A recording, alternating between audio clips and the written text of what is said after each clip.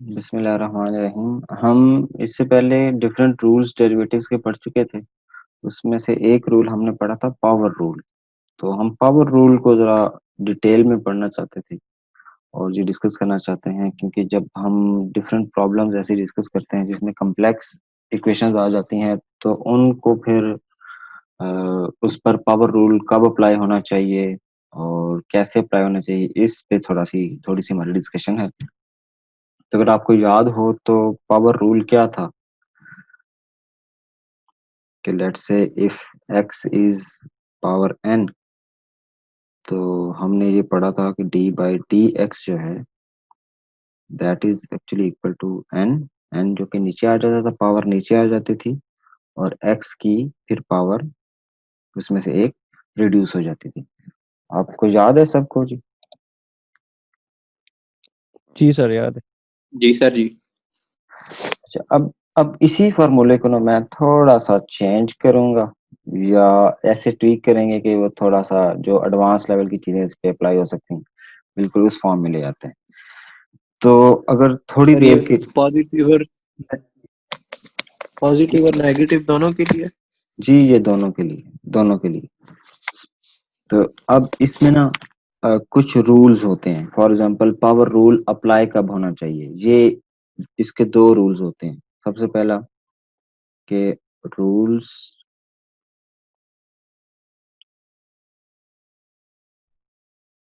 To apply power rule, कि power rules, जो power rule है इसको अप्लाई करने के लिए हमारे पास कुछ रूल्स होते हैं। सबसे पहली चीज, पहली कंडीशन या पहला रूल ये कह लें कि जो पावर है, पावर मस्ट बी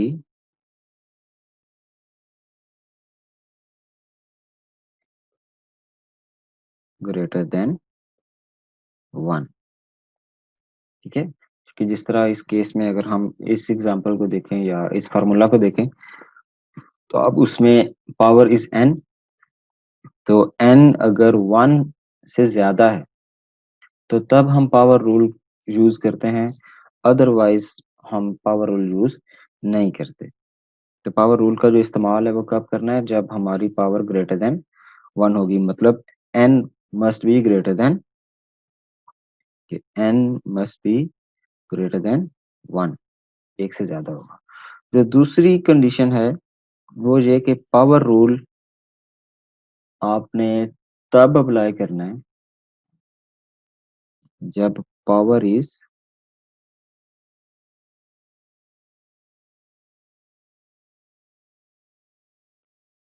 कांस्टेंट, कि पावर अगर कांस्टेंट होगी, कि n इज, दैट इज, मैं क्या कह रहा हूँ, n इज अ कांस्टेंट, कि n जिस तरह 2 3 4 5 इस तरह कोई नंबर हो, कोई कांस्टेंट हो, तो तब ये रूल हम अप्लाई करेंगे। अगर कोई कहता है कि x, कि n जो है, जो पावर है वो x है, कि फॉर एग्जांपल हम यहाँ लिखते हैं कि अगर कोई हमें कहता है कि भाई एक फंक्शन है जो x की पावर x है, ठीक है, तो ये एक ऐसा फंक्शन है या एक ऐसी छोटी सी इक्वेशन है जिस पर हम जो पावर रूल अप्लाई नहीं कर सकते, क्योंकि ये एक हमारी कंडीशन फुलफिल नहीं कर रहा कि पावर इज कांस्टेंट। तो ये हमारी ये कंडीशन फुलफिल नहीं कर रहा, इसलिए हम इसका इस्तेमाल नहीं करेंगे, यानी कि पावर रूल इस इक्वेशन पर अप्लाई नहीं करेंगे। इसी तरह लेट से अगर कोई हमें ये कह देता है कि 2 की पावर x, तो अब इस केस में भी हमारे पास क्या है कि ये जो x है ये वेरिएबल है और ये जो पावर में चला गया। तो इसका मतलब है कि जो पावर है वो कभी भी वेरिएबल नहीं होनी चाहिए, वो हमेशा कांस्टेंट होनी चाहिए। एक ये कंडीशन, और दूसरी ये कि जो आपकी पावर है वो मस्ट बी ग्रेटर देन 1। अगर ये दो कंडीशंस मीट होती हैं तो हम पावर रूल को अप्लाई करते हैं। ठीक है, और अगर ये नहीं हो रही तो फिर जाहिर है हम उसको अप्लाई नहीं करेंगे। अब ये जो पावर रूल है इसको मैं एक और अंदाज से लिखूंगा, कि अगर हम इसको मैं ऐसे लिखूं, थोड़ा सा मैं चेंज कर रहा हूँ, वो ये कि जिस तरह हमने x की पावर n लिखा था, ये x हमारी क्या है, इस x को अगर मैं थोड़ी देर के लिए बेस कहता हूँ, ये एक्चुअली हमारी बेस ही है, और ये जो बेस है, इस बेस की पावर होती है। ठीक है, ये बात आप सबको समझ आई है? जी सर। जी सर। तो सर मैंने सिंपली क्या किया है, जरा ये जो हमने पहले पावर रूल पढ़ा था उसको जरा जेनेरिक फॉर्म में लिख रहा हूँ। तो एक बेस होगी और एक पावर होगी। बस इस बात का हमें ध्यान रखना होगा कि जब पावर रूल अप्लाई कर रहे हैं ना, तो इसमें पावर को थोड़ा सा कंसीडर करते हुए कि पावर एक तो कांस्टेंट होनी चाहिए और दूसरी वो ग्रेटर देन 1 होनी चाहिए। बेस कोई भी हो सकती है, मतलब बेस वेरिएबल भी हो सकती है, कांस्टेंट भी हो सकती है, उससे कोई फर्क नहीं पड़ता, लेकिन पावर का कांस्टेंट होना और ग्रेटर देन 1 होना ये इंपॉर्टेंट है। अच्छा, अब अगर मैं इसका डेरिवेटिव लूं, तो मैं कहूँ अच्छा भाई आप ना इसका डेरिवेटिव लें, तो इसका डेरिवेटिव क्या बनेगा, कि इसकी राइट हैंड साइड क्या बनेगी। ये हमें आज के बाद ये जो मैं फार्मूला लिख रहा हूँ, ये हम इस्तेमाल किया करेंगे फॉर पावर रूल। तो वो जो ऊपर फार्मूला हमने ये वाला लिखा हुआ है, ये थोड़ा सा पीछे रह जाएगा, क्योंकि ये खास कंडीशन के लिए तो सूटेबल है। लेकिन अभी हम कुछ ऐसी एग्जांपल्स डिस्कस करेंगे जिसमें ये वाला फार्मूला फिर सही करेक्ट नहीं होगा, फिर हम ये वाला जो करेक्ट फार्मूला होगा वो इस्तेमाल करेंगे। अब सबसे पहले तो क्या होगा, जहां हमें ये पता है कि पावर नीचे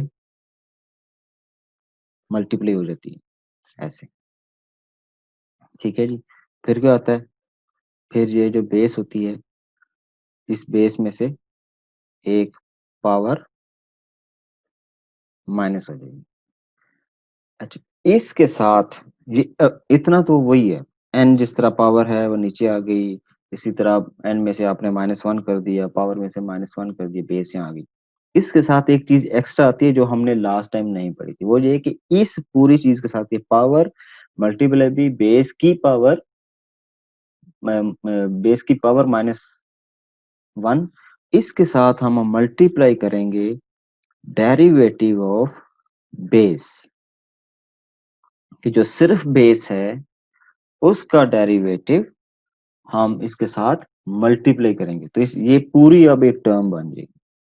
तो अब ये एक पूरा हमारा एक करेक्ट फार्मूला बन गया है, कि जिसको हम कहेंगे कि ये पावर रूल है। इस पावर रूल के मुताबिक हम अपने जो भी डेरिवेटिव है वो निकाला करेंगे।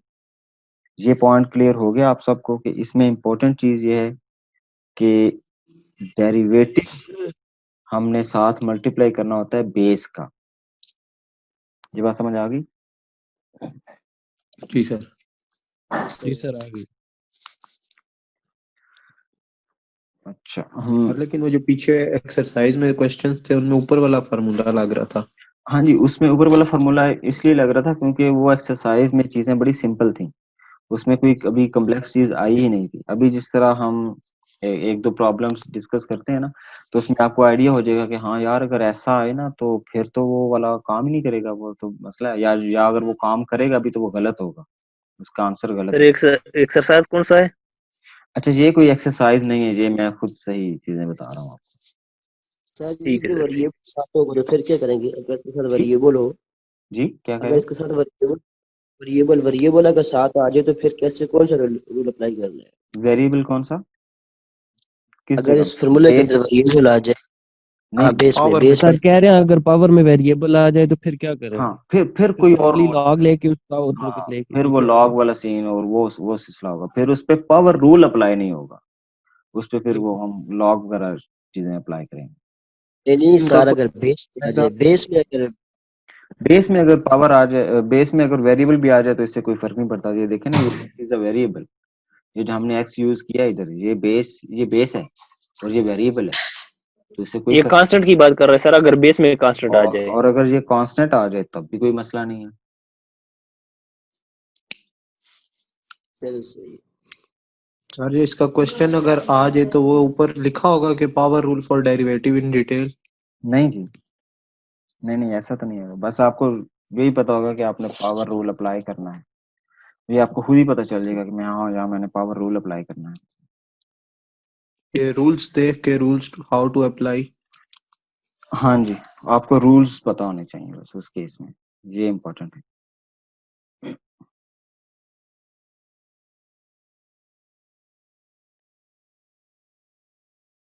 अच्छा वैसे ये जो आपने यहाँ एक बंदे ने बात की है कि अगर बेस में कांस्टेंट आ जाए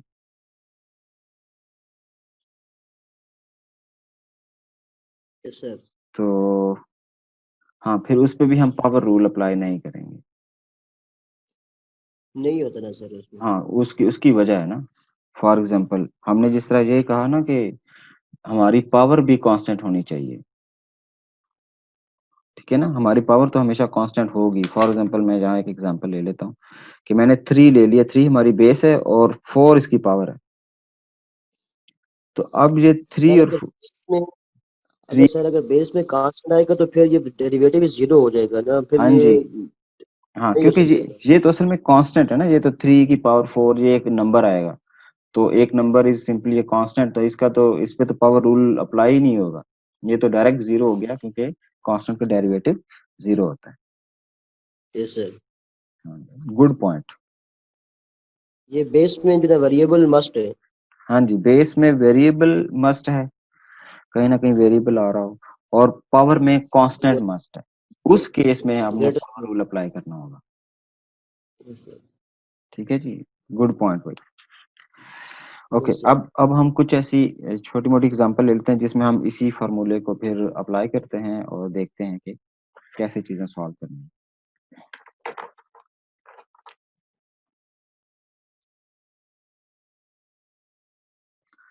है। एक एग्जांपल लेते हैं, फॉर एग्जांपल हम बहुत ही अभी बेसिक एग्जांपल लेते हैं कि y is equal to let's say 2x की पावर 3। ठीक है, बड़ी मैंने एक बेसिक एग्जांपल ली है, हमने पहले ये चीज की हुई है, बस मैं थोड़ा सा रिमाइंड करा के थोड़ी सी और इससे कम्प्लेक्स एग्जांपल ले लूंगा और फिर हम डिस्कस करेंगे कि अब इस केस का डेरिवेटिव क्या होगा। तो अब जब मैं इस पे डेरिवेटिव अप्लाई करना चाहूंगा तो मुझे पता है कि इस पर मैं पावर रूल अप्लाई कर सकता हूँ, क्योंकि नीचे एक वेरिएबल है और ऊपर एक कांस्टेंट है जो पावर में, और पावर में कांस्टेंट है, नंबर 1 कंडीशन फुलफिल होगी तो कांस्टेंट, सेकंड कंडीशन क्या है कि this must be greater than 1, तो वो 1 से ग्रेटर भी है, तो इसका मतलब ये दोनों हमारी दोनों कंडीशन चूंकि फुलफिल हो गई हैं, कौन सी वाली बताएं जरा। Greater than one. Greater sir than power 1, is greater than 1 है और पावर जो है वो कांस्टेंट है। जी, और तो ये दोनों कंडीशन चूंकि बेस। वैलिड हो गई हैं, तो इस पर हम फिर जब डेरिवेटिव अप्लाई करेंगे D by D x of Y, तो इसमें क्या होगा, 2 तो एज इट इज कांस्टेंट है आ जाएगा, 3 जब नीचे आ जाएगा पावर में, पावर नीचे आ गई, उसके बाद हमने पावर में से 1 माइनस कर दिया, तो हमारा आंसर आया 6x का स्क्वायर, तो ये हमारा y डैश। अच्छा अगर मैं y डैश लिखूं तो कोई मसला तो नहीं है ना किसी को, क्योंकि ये हमने डिस्कस किया था स्टार्ट में कि जो sir y yes sir. Yes. y dash ये और d by D x x की या पावर 3 - 1 किया जी आपने। सर। जी x की पावर ठीक है 3 सर। Minus sir 1। इसके आगे फिर बेस की जी, डेरिवेटिव बेस कर ही लेंगे इसके आगे। अब इसके साथ हम डेरिवेटिव लेंगे बेस का। अब डेरिवेटिव बेस क्या है इसमें, इस केस में जो बेस है वो 3 सॉरी x है, बेस इज x, ठीक है ना, ये हमने साथ मल्टीप्लाई किया, तो अब हमें पता है कि एक सिंपल जो x होता है उसका डेरिवेटिव हमेशा 1 आता है। वन।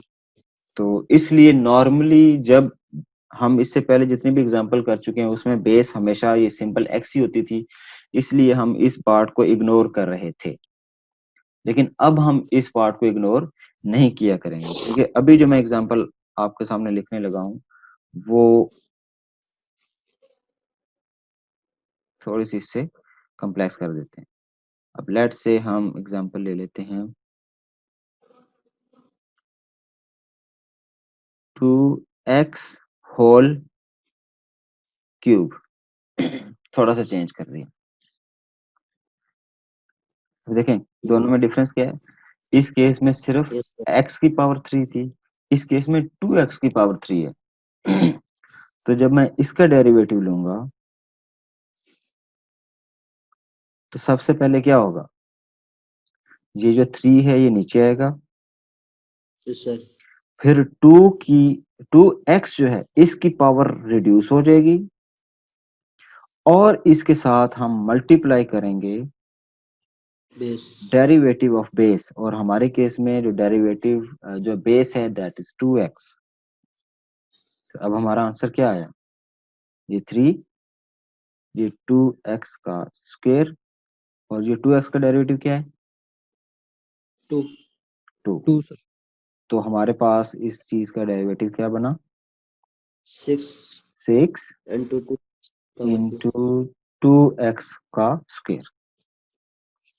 तो ये डेरिवेटिव बना। तो अब अगर हम इस पार्ट को इग्नोर कर देंगे तो हमारा डेरिवेटिव तो फिर गलत आ जाएगा। तो इसका मतलब है कि इसके साथ बेस का डेरिवेटिव अप्लाई करना जरूरी है। अब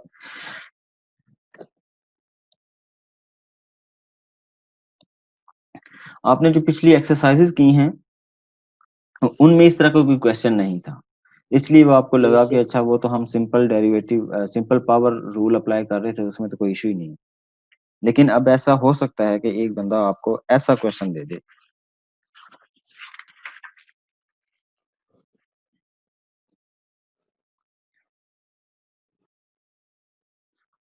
वो आपसे ये कह रहा है कि भाई ये एक y है, ये जरा ये सॉल्व करके दो ना मुझे।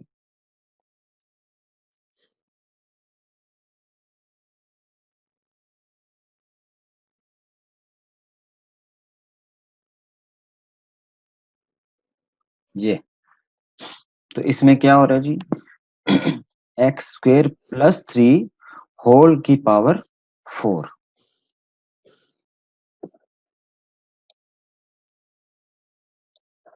सर इसमें सर तकरीबन सब में ही पावर रूल ऐड हो गया। पहले बेस जो है वो x स्क्वायर प्लस 3x इसका पावर रूल लगेगा, हाँ जी, फिर x अभी स्क्वायर और प्लस 3x की का अब पावर अगर आएगा। हम इसको देखें तो अब लेट से हम इस पे अप्लाई करते हैं, तो D Y over D X ये क्या आएगा जी, सबसे पहले तो ये पावर आ गई, पावर है 4।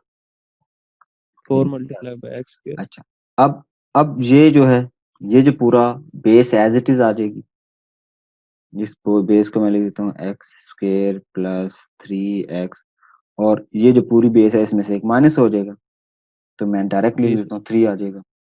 और फिर क्या होगा, साथ हम मल्टीप्लाई करेंगे derivative of this base, base और base is X square plus 3x। 3x।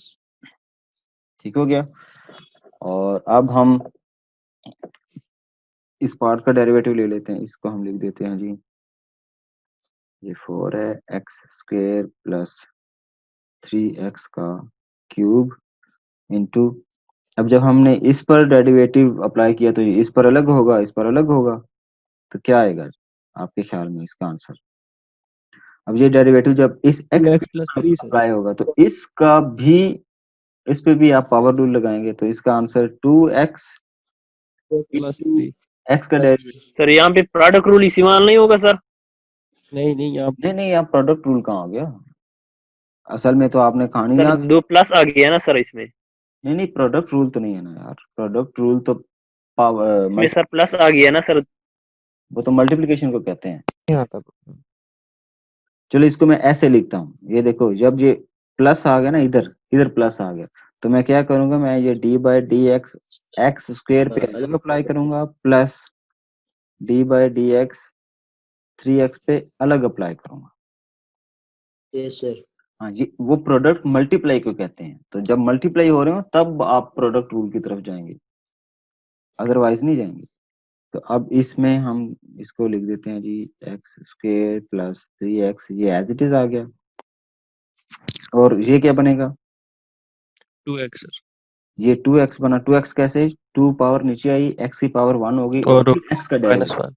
और फिर x का डेरिवेटिव, और x का डेरिवेटिव 1 होता है, ये हमें पहले से पता है इसलिए हम डायरेक्ट लिख देते हैं, और प्लस फिर आपका ये प्लस 3x जो है प्लस इसका 3। 3 आ डेरिवेटिव जाएगा। 3 ठीक है जी।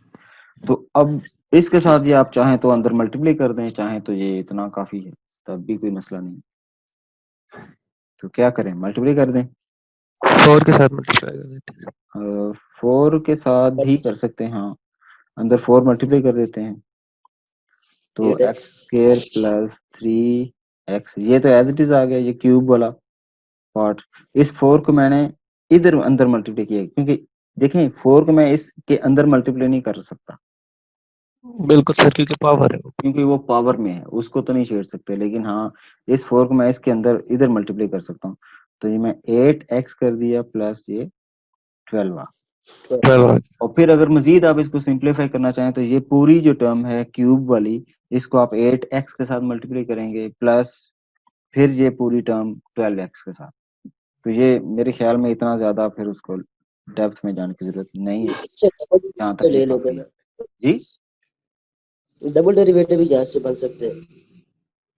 जी इस तरह अगर हमने 4 को क्यूब वाली के साथ मल्टीप्लाई नहीं किया तो उसके साथ भी तो 4 तो उसी तरह रहेगा ना, क्योंकि या फिर खत्म हो जाएगा। नहीं नहीं, खत्म नहीं हो रहा। अगर आप चाहें तो 4 को एज इट इज रखें, जहाँ कोई प्रॉब्लम नहीं, फिर आप 2x प्लस 3 लिखेंगे। लेकिन मैंने सिंपली असल में ये किया है कि 4 चूंकि एक कांस्टेंट था, तो मैंने कहा अच्छा ये कांस्टेंट अलग से लिखने की अभी फिलहाल जरूरत नहीं है, मैं इसको इधर अंदर मल्टीप्लाई कर देता हूँ।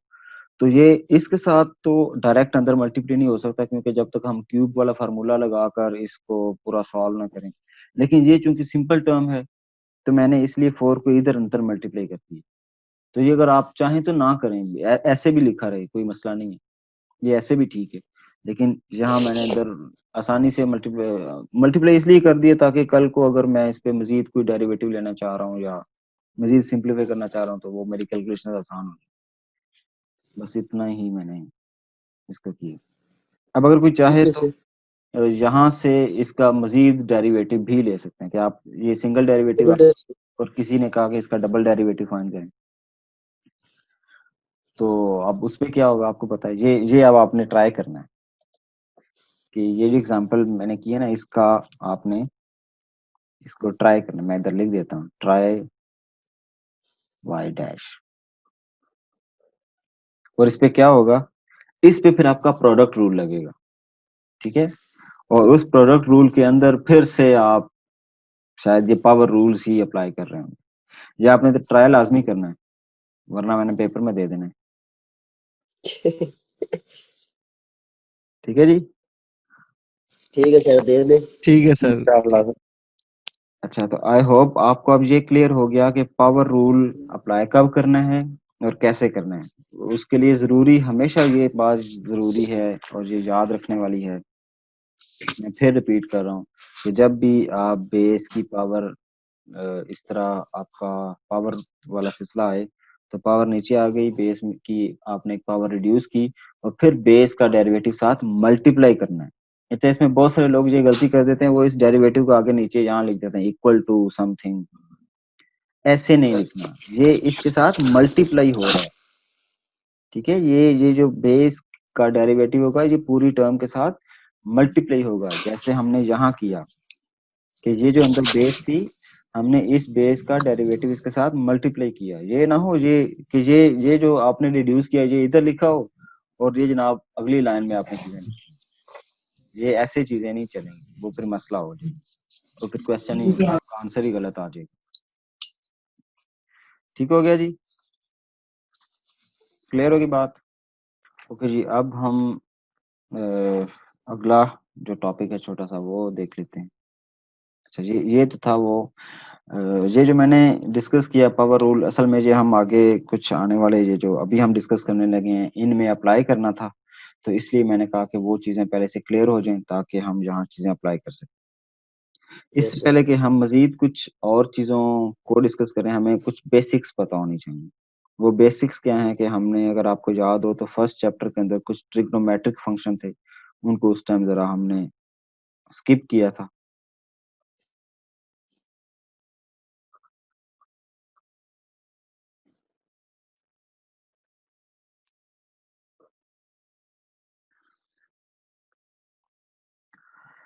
तो आई होप आप सबको ट्रिग्नोमेट्रिक फंक्शंस याद होंगे। Yes sir. याद है जी। अच्छा चलें हम जी सर। इसको थोड़ा सा ऐसे, नॉर्मली जब भी ये ट्रिग्नोमेट्रिक फंक्शन पढ़ाए जाते हैं तो कहा जाता है जी अच्छा ये एक एंगल है और इसमें एक है बेस। बेस। जी, इसको नॉर्मली आप, हम तो बेस कहते हैं, लेकिन जो अंग्रेज हैं वो इसको एडजेसेंट कहते हैं, एडजेसेंट कहते हैं वो इसको अच्छा, बेस नहीं कहते, क्योंकि और इसको परपेंडिकुलर। हाँ, परपेंडिकुलर। तो हम इसे परपेंडिकुलर कहते हैं लेकिन वो इसको अपोजिट कहते हैं। ठीक है सर। और यहाँ हाइपोटेन्यूज। हाइपोटेन्यूज, मैं बस इतना ही लिख देता हूँ, हाइपोटेन्यूज। ठीक है सर। अच्छा, वो ये ऐसा इसलिए करते हैं क्योंकि हम जब इसको इस तरफ थीटा कंसीडर करते हैं या एंगल कंसीडर करते हैं तो हम वो ये कहते हैं कि अच्छा जी ये परपेंडिकुलर बन रहा है, ये बेस बन रही है।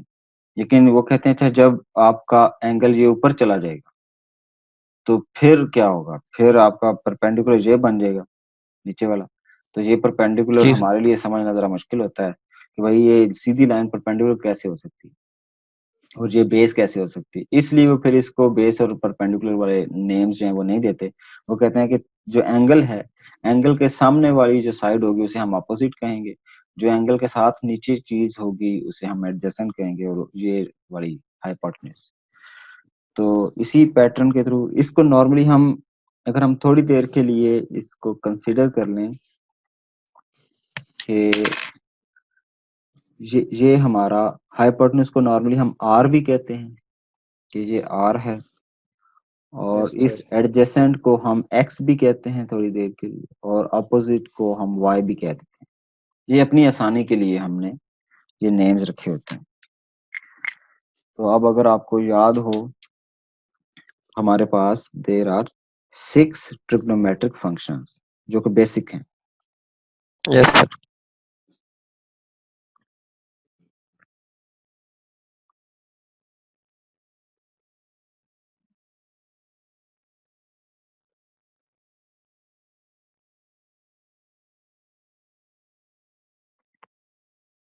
कौन से हैं जी? सबसे पहला है साइन थीटा, साइन। और sine theta is equal to किसके इक्वल होता है? Perpendicular wide wide by X sir, wide wide by R. Y divided by R, ये जो perpendicular opposite divide by this hypotenuse. Hypotenuse. अच्छा, उसके बाद जो हमारा कॉस थीटा है वो आएगा एक्स जो कि बेस है X divided by R. Divided by R. R. R अच्छा, फिर हमारा tan थीटा आ गया Y divided by X. Divided by X. जी, y divided by x। X. X. और फिर हमारा कौन सा आ गया? Secant sir. सेकेंड। चलो, सीकेंट। यस। चलो सेकेंड लिख लेते हैं पहले। तो सेकेंड थीटा जो हमारा होगा वो होगा r divided by x। X. और दूसरा कोसिकेंट। कोसिकेंट। कॉट भी होता है वैसे। वो यस सर कॉट भी। लास्ट में कर। चले कॉट ठीक है। ठीक है, वो कोई मसला नहीं है, जिस पैटर्न में जिस तरतीब में मर्जी लिख रहे हैं कोई टेंशन नहीं है। y और कोसिकेंट। फिर कोसिकेंट। अच्छा, नॉर्मली हम कोसिकेंट को ऐसे लिखते हैं, कुछ लोग सिर्फ सी एस सी भी लिखते हैं। तो इन दोनों का एक ही मतलब है, ये दोनों एक ही है। आपको जो इजी लगे आप वो लिख सकते हैं, ठीक मुझे है कोई सर। मसला नहीं। अच्छा, ये आएगा आर बाय वाई। ये हमें पहले से पता है, बस हमें ये चीजें ये रिमाइंडर्स के लिए थी कि एक थोड़ी सी कुछ चीजें रिमाइंड हम कर लें, और इसके अलावा कुछ और चीजें भी हमें पता है। वो क्या है जी? वो हमें ये पता है कि जो tan थीटा होता है वो sine over cos. Sine over cos cos theta theta. इसके इक्वल होता है। और जो सीकेंट थीटा होता है 1 ओवर कॉस थीटा। वो 1 ओवर कॉस थीटा के कॉस इक्वल होता थीटा। है। और जो कॉट होता है, cot cos over sine theta. जी, वो कॉस। इसको हम दो तरीकों से लिख कॉस। सकते हैं। ये इसको हम ये भी कह सकते हैं, ये tan का 1 ओवर tan इनवर्स। थीटा भी होता है, और ये कॉस ओवर, क्योंकि सीकेंट साइन भी। क्योंकि अगर ये tan वाली जो वैल्यू है ये अगर आप यहाँ नीचे पुट कर देंगे तो ये चीजें रिवर्स हो जाएंगी। तो यस सर। ये नीचे वाली चीज ऊपर चली जाएगी, ऊपर वाली नीचे आ जाएगी। और सर। इसी तरह फिर आपका कोशिकल कोसिकेंट थीटा है जो कि 1/sin 1/sin थीटा। थीटा। ठीक है, ये कुछ ऐसे फार्मूलाज हैं जो कि बेसिक्स हैं कि भाई ये ऐसे ही होता है। ये ड्राइव कैसे में उसमें हमें जाने की जरूरत नहीं है, वो तो अगर हम मैथमेटिक्स स्टूडेंट्स होते तो फिर हम इसको डेप्थ में जाके देखते। सर इसमें और इसमें क्या डिफरेंस है, इसको जरा समझा दी सर। किसमें? ये ये जो जो आपने पहले लिखा है सीकेंड को ये नहीं सीकेंड को टेंजेंट को सीकेंड, और इसमें जो आपने सीकेंड को टेंजेंट को वो लिख लिया किधर इधर? इधर भी सर, और ये साइड पे आपने जो सीकेंड लिखा ये वाला ये वाला और ये वाला सर। ये वाला सेकंड और ये वाला सेकंड कह रहे हो? जी जी ये कह रहे हो? जी जी जी जी ये अच्छा, ये देखें यहाँ जो सेकंड लिखा हुआ है ना, ये with respect to this triangle लिखा हुआ है कि जो ट्राइंगल होती है अगर उसमें एंगल दिया हुआ हो तो उसमें जो सेकंड वाली या वाला जो पैटर्न कह लो या ट्रिग्नोमेट्रिक आइडेंटिटी बनती है वो according to triangle, with respect ठीक है टू सर। दिस ट्राइंगल आपका ये फार्मूला बनता है। लेकिन ठीक ये है जो सर। ट्रिग्नोमेट्रिक फंक्शंस हैं ये जो इस साइड पे मैंने ये चीजें लिखी हैं ये बता रहा है कि इनका आपस में एक दूसरे के साथ क्या रिलेशन है। ये ठीक है फॉर सर। एग्जांपल ये बता रहा है कि सीकेंड का कोसिकेंड के साथ इनवर्स का रिलेशनशिप है। आपको याद ठीक होगा ना, इनवर्सली प्रोपोर्शनल याद है? Yes sir. एक डायरेक्टली प्रोपोर्शनल होता है, एक इनवर्सली प्रोपोर्शनल। इसका मतलब वो बिल्कुल कह रहा है कि जो सीकेंड है ना वो इनवर्सली प्रोपोर्शनल है कॉस थीटा यस। कि इनका आपस में क्या रिश्तेदारी है। ये जो रिश्तेदारी है ये सारी आपस में है कि ये आपस में ठीक है ये ऐसे बढ़ते हैं। वो जिस तरह ये कहता है कि भाई कोसिकेंड तब बढ़ता है जब साइन कम होता है, या कोसिकेंड ठीक कम है उस टाइम होता है जब साइन बढ़ता है। लेकिन ठीक है ये जो आइडेंटिटीज हैं ये कहाँ से आई कि ये जो साइन थीटा की वैल्यू आएगी ये एक्चुअली क्या आएगी, ये इस ट्राइंगल से आएगी। तो वो उस ठीक है सर। ट्राइंगल का ये फार्मूला। ठीक हो गया? ठीक है सर। तो इसका ठीक है मतलब सर। ये फार्मूलाज ट्राइंगल के विद रिस्पेक्ट टू हैं और ये जो फार्मूलाज हैं ये इनकी आपस में जो रिलेशनशिप्स हैं ये उनको डिस्क्राइब कर रहे ठीक है। 1 मिनट के लिए सर स्क्रीनशॉट निकाल। मैं आपको ये सारे भेज दूंगा ना, इसका स्क्रीनशॉट लेके पूरा भेज दूंगा। चलो ठीक है जय सर, हो गया। अच्छा जी, अब हम इससे आगे जरा मूव करते हैं। कुछ ट्रिग्नोमेट्रिक आइडेंटिटीज हैं जो हमें पता होनी चाहिए।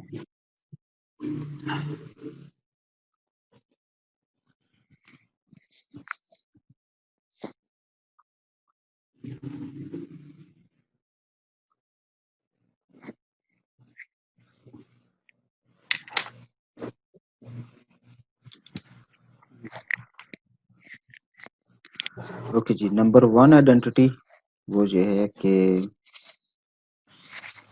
cos square theta plus sin square theta this is equal to 1। cos square theta लिख लें या sin स्क्वायर पहले लिखने से कोई फर्क नहीं पड़ता क्योंकि प्लस है तो इससे कोई फर्क नहीं पड़ता। अच्छा, अब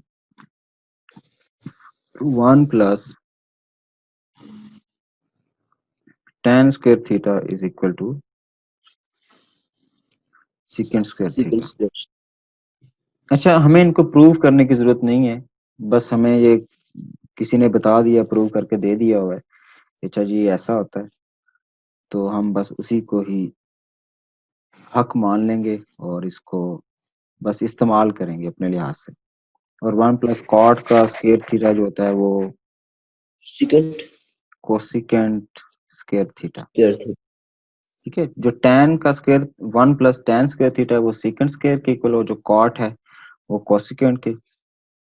और एक जो और आइडेंटिटी है, अगर cos अल्फा प्लस बीटा है कि a प्लस बी है, इसको कुछ बुक्स में अल्फा प्लस बीटा लिखा होता है, किसी में a प्लस बी लिखा होता है, जो भी इसमें हो कोई प्रॉब्लम नहीं है।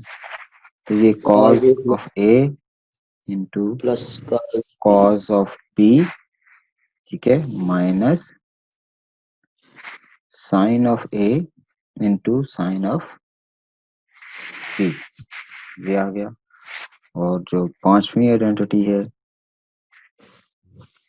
वो ये कि साइन जो ए प्लस बी या अल्फा प्लस बीटा अगर आ जाए, जिनकी अब इसमें दो एंगल्स है ना, ये दो एंगल्स में आपके आ रहे हैं, तो फिर उसमें हम क्या करेंगे, साइन ऑफ ए आएगा और कॉस ऑफ पी आ जाएगा, प्लस कॉस ऑफ ए आ जाएगा और साइन ऑफ बी आ जाएगा। बस इन दोनों में डिफरेंस अगर देखें तो कॉस के केस में पहली टर्म में भी कॉस आ रहा है दोनों एंगल्स का, माइनस दूसरे में दोनों जो साइंस हैं वो दोनों एंगल्स के साथ साइन आ रहे हैं। और जो साइन अल्फा प्लस बीटा है इस केस में एक के साथ साइन आता है तो दूसरे के साथ कॉस आता है, फिर पहले के साथ कॉस आता है और दूसरे के साथ साइन आता है। तो ये थोड़ा सा याद रखने के लिए बस ये चीजें हैं, क्योंकि हमें बिल्कुल इनको रट्टा मारने की जरूरत भी नहीं है, क्योंकि आपके पास ये चीजें, ये आइडेंटिटीज ये अवेलेबल होंगी और आप इनको यूज कर सकते हैं। बस आपको इसमें जो इम्पोर्टेंट चीज है वो ये कि आपको ये पता हो ये आइडेंटिटीज एग्जिस्ट कर रही हैं और ये इस पर्टिकुलर प्रॉब्लम, जब मेरे पास ऐसा प्रॉब्लम आएगा तो मैं उनको वहां इस्तेमाल कर लूंगा। तो ये आगे जो हमारी एक्सरसाइजेस होंगी उसमें हमें हेल्पफुल रहेंगी हमारे लिए, तो इसमें आई होप कोई प्रॉब्लम नहीं होगी। ऐसा ही है। Yes sir. जी सर। ठीक सर ये होगा। क्वेश्चन में गिवन होगी? क्वेश्चन में तो नहीं गिवन होगी, लेकिन आपके पास वैसे ही आपके नोट्स में पड़ी होंगी, कहीं ना कहीं बुक में पड़ी हुई है, तो वहां से आपको मिल जाएंगी। सही है ना? सर अगर पेपर में आ गए तो फिर वहां पे तो हमें याद करनी रखेंगे पड़ेंगे। पेपर अगर यूनिवर्सिटी में हुआ, ऑन कैंपस हुए, तो फिर तो याद करनी पड़ सकती हैं, लेकिन चलो हम कुछ उस टाइम देख लेंगे। अगर तो पेपर आपका यूनिवर्सिटी में ऑन कैंपस हुआ तो ये मैं कुछ आइडेंटिटीज पेपर के अंदर ही लिख दूंगा, जो फिर यानी कि ये कुछ फार्मूलाज वहां लिख दूंगा, कुछ आपको याद करने होंगे, कुछ लिख दूंगा। ठीक है, आपने अक्सर देखा होगा ना, फार्मूला शीट मिल जाती है साथ, तो फार्मूला शीट जी सर, ओके। प्रोवाइड कर दूंगा। लेकिन कुछ जो बेसिक फार्मूलाज है वो हमें आने चाहिए, जिस तरह पावर रूल वाला जो हमने पीछे पढ़ा है, अब वो हमें याद होना चाहिए, वो शायद मैं नहीं बताऊंगा। ठीक है ना? अच्छा, अब ये ट्रिग्नोमेट्रिक फंक्शन ये जो हमने डिस्कस किए और थोड़ी सी इनकी आइडेंटिटीज डिस्कस की, ये असल में इसलिए मैंने डिस्कस की क्योंकि हमने इनके डेरिवेटिव्स फाइंड करने हैं। कि अब हम इस तरफ जा रहे हैं कि इन ट्रिग्नोमेट्रिक फंक्शंस के डेरिवेटिव कैसे फाइंड हो।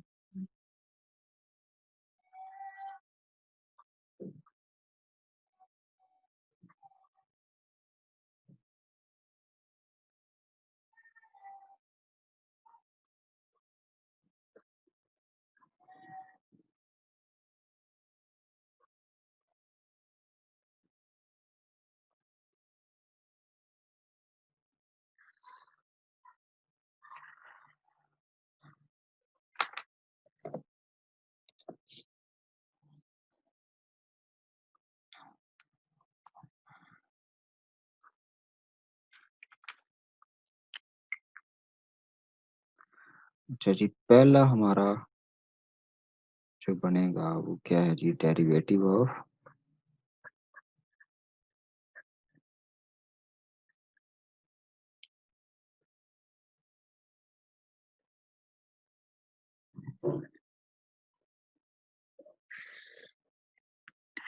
पहले क्या है जी, डेरिवेटिव ऑफ साइन फंक्शन।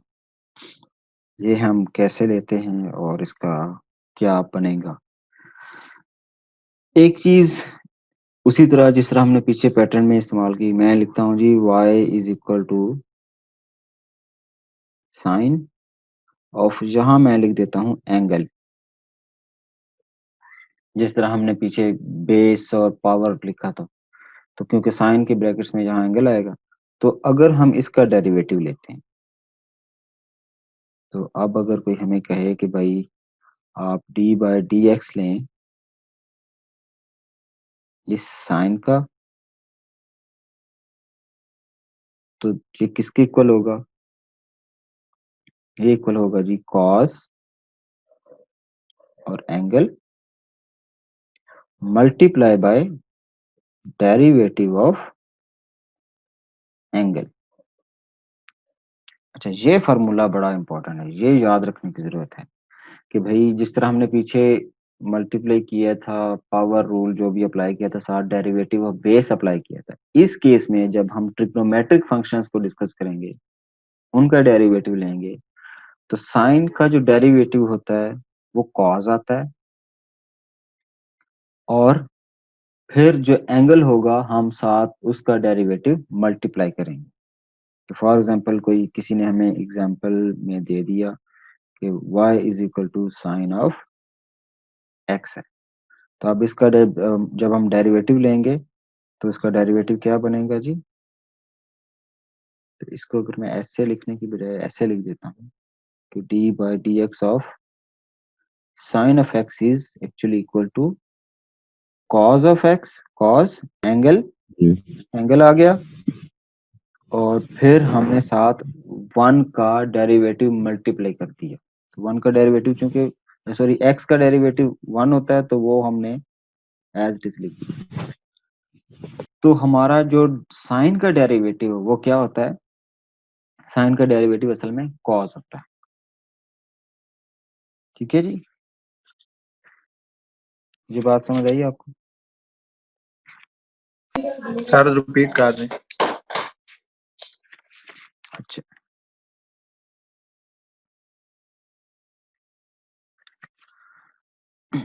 अच्छा, हमने इसमें ये देखा, सबसे पहले तो हमें ये पता होना चाहिए कि सर इसके जब साथ डी बाई डी थीटा नहीं लिखेंगे? डी बाई डी एक्स की जगह ये साइन वाले के साथ D by D theta theta नहीं लिखेंगे?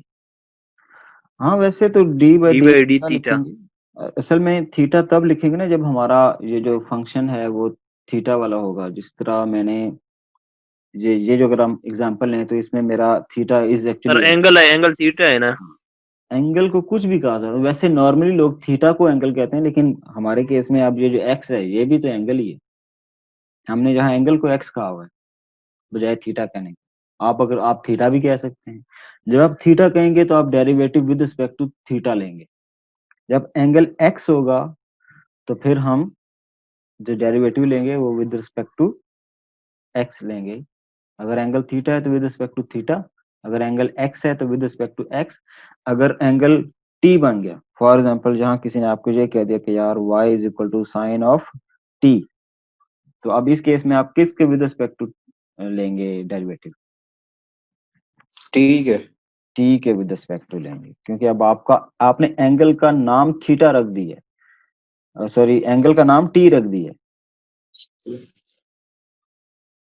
तो एंगल का जी सर। नाम कुछ भी हो, इसीलिए मैंने यहाँ एक टर्म जो यूज की वो एंगल यूज की कि एंगल को हम एंगल कह रहे हैं। वैसे मैंने यहाँ भी एक्स लिख दिया, इसका मतलब मैं एज्यूम ये कर रहा हूँ कि ये जो एंगल है ये एक्स, इसको हम एक्स कह रहे हैं कि विद रिस्पेक्ट टू एक्स हम इसका डेरिवेटिव लेंगे, लेकिन इसकी जगह मुझे कुछ और वैसे लिखना चाहिए था। डी वो डी थीटा लिखना चाहिए सर, अच्छा, डी थीटा होगा। जी, इसको मुझे डी डी थीटा भी लिखना चाहिए, या असल में मुझे यहाँ ये लिखना चाहिए कि इसको मैं, डी बाई डी एंगल। हाँ जी, इसको असल में मुझे ये लिखना चाहिए कि D by d angle of sine of cos angle. Angle, और फिर मुझे यहाँ इसका ये आंसर आना चाहिए cause of angle dot D by D of angle angle into angle. Angle. तो असल में ये यस ऐसे सर। लिखा होना चाहिए। ठीक है सर। सर वैसे ये डी बाई डी एक्स भी लिख सकते हैं? लिख सकते हैं, अगर आपका ये जो साइन वगैरह है एक्स की फॉर्म में, ये जो फंक्शन अगर आपको एक्स की फॉर्म में दिया हो तो ये आप ऐसे लिख सकते हैं। विद रिस्पेक्ट टू एक्स तब लिख सकते हैं। जी, विद रिस्पेक्ट टू एक्स तब लिख सकते हैं। ठीक हो गया, ये बात समझ आ गई? जी सर, आ गया। अच्छा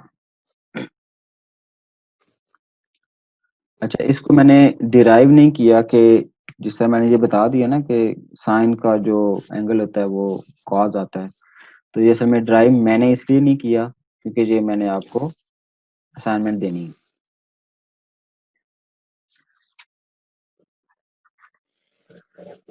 ठीक हो गया, ये बात समझ आ गई है जी असाइनमेंट वाली? सर ड्राइव करने वाली असाइनमेंट, इसको ड्राइव करना। हाँ जी, कि ड्राइव करना हो कि साइन से कॉज कैसे आया, कर लेंगे ना ड्राइव? सर कोशिश तो ट्राई कर जल्दी। लेंगे सर। सर एक क्वेश्चन आप कर ले, बाकी फिर हम कर लेंगे, हमें समझ आ जाए किस तरह ड्राइव होगा। यार ये मैं कर दूंगा तो फिर आप कैसे करोगे? सर ये कर ले, आइडिया हिंट दे नहीं है ना दें सर। सर, थोड़ा हिंट दे दें। चलो अगर हिंट दे दें कैसे होता है।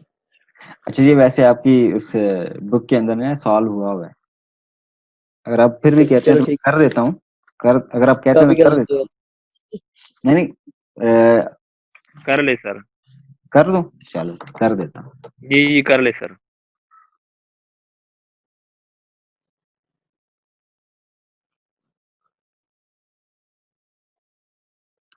Derivation of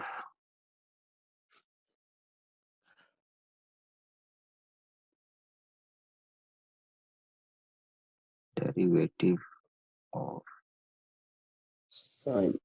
sine function.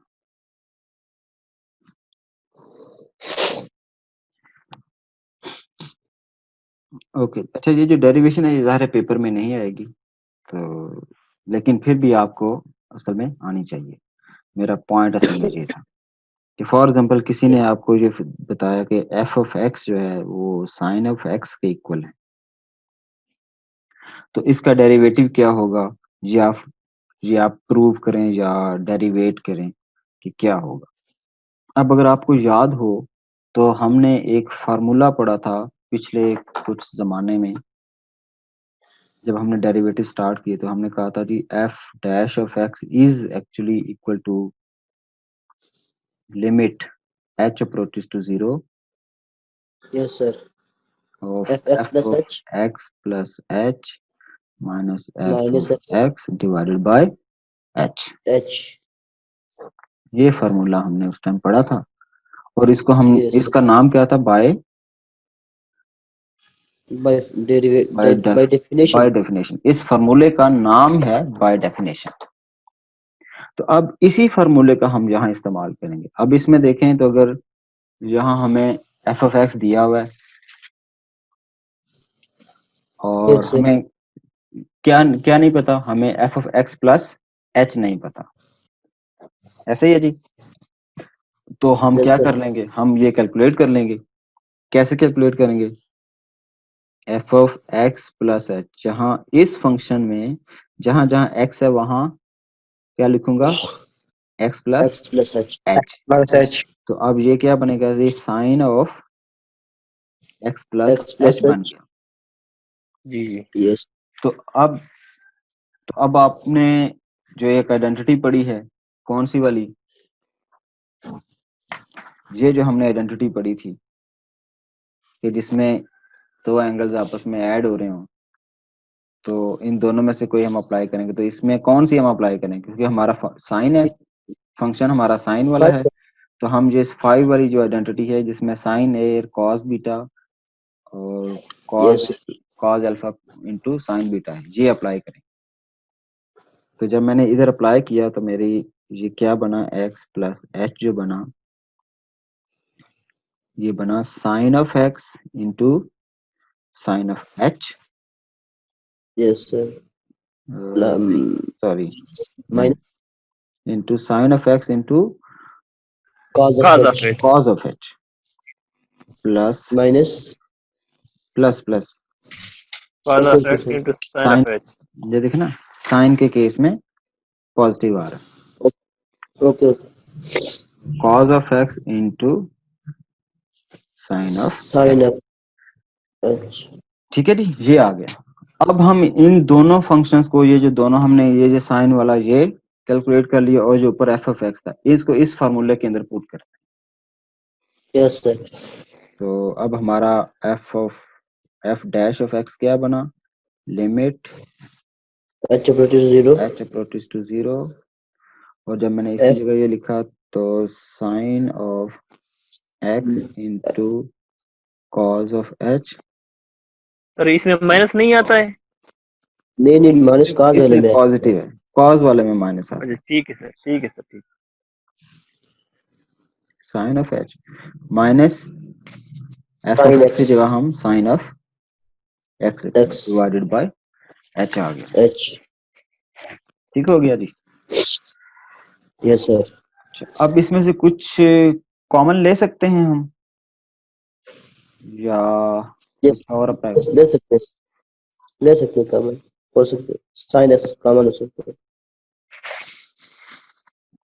Sign नहीं एक्स हो सकते किस में से कॉमन ले सकते हैं? नहीं हो सकते सर वो भी नहीं हो सकते साइन एक ही बात नहीं हो सकते। नहीं अगर सर मैं एच है ना एच आ गया साथ में हाँ एक्स हो सर तब आपका स्क्रीन बार बार जा रहा है। साइन एक्स में से हो सकता है। स्क्रीन जा रही है, ये कोई और बोल रहा हो इसलिए तो नहीं जा रही। ये इसलिए जा रहे हैं सर। सर म्यूट कर दें सबके माइक। तो जी सबको म्यूट कर दे फिर नहीं होते।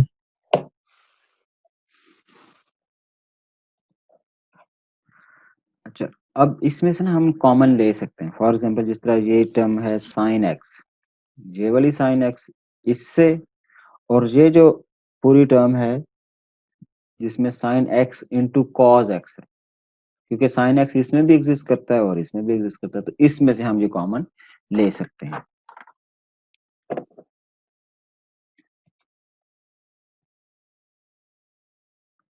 तो हमने लिखा जी लिमिट एच अप्रोचेस टू 0, और ये मेरी जो टर्म है ये तो एज इट इज आ गई।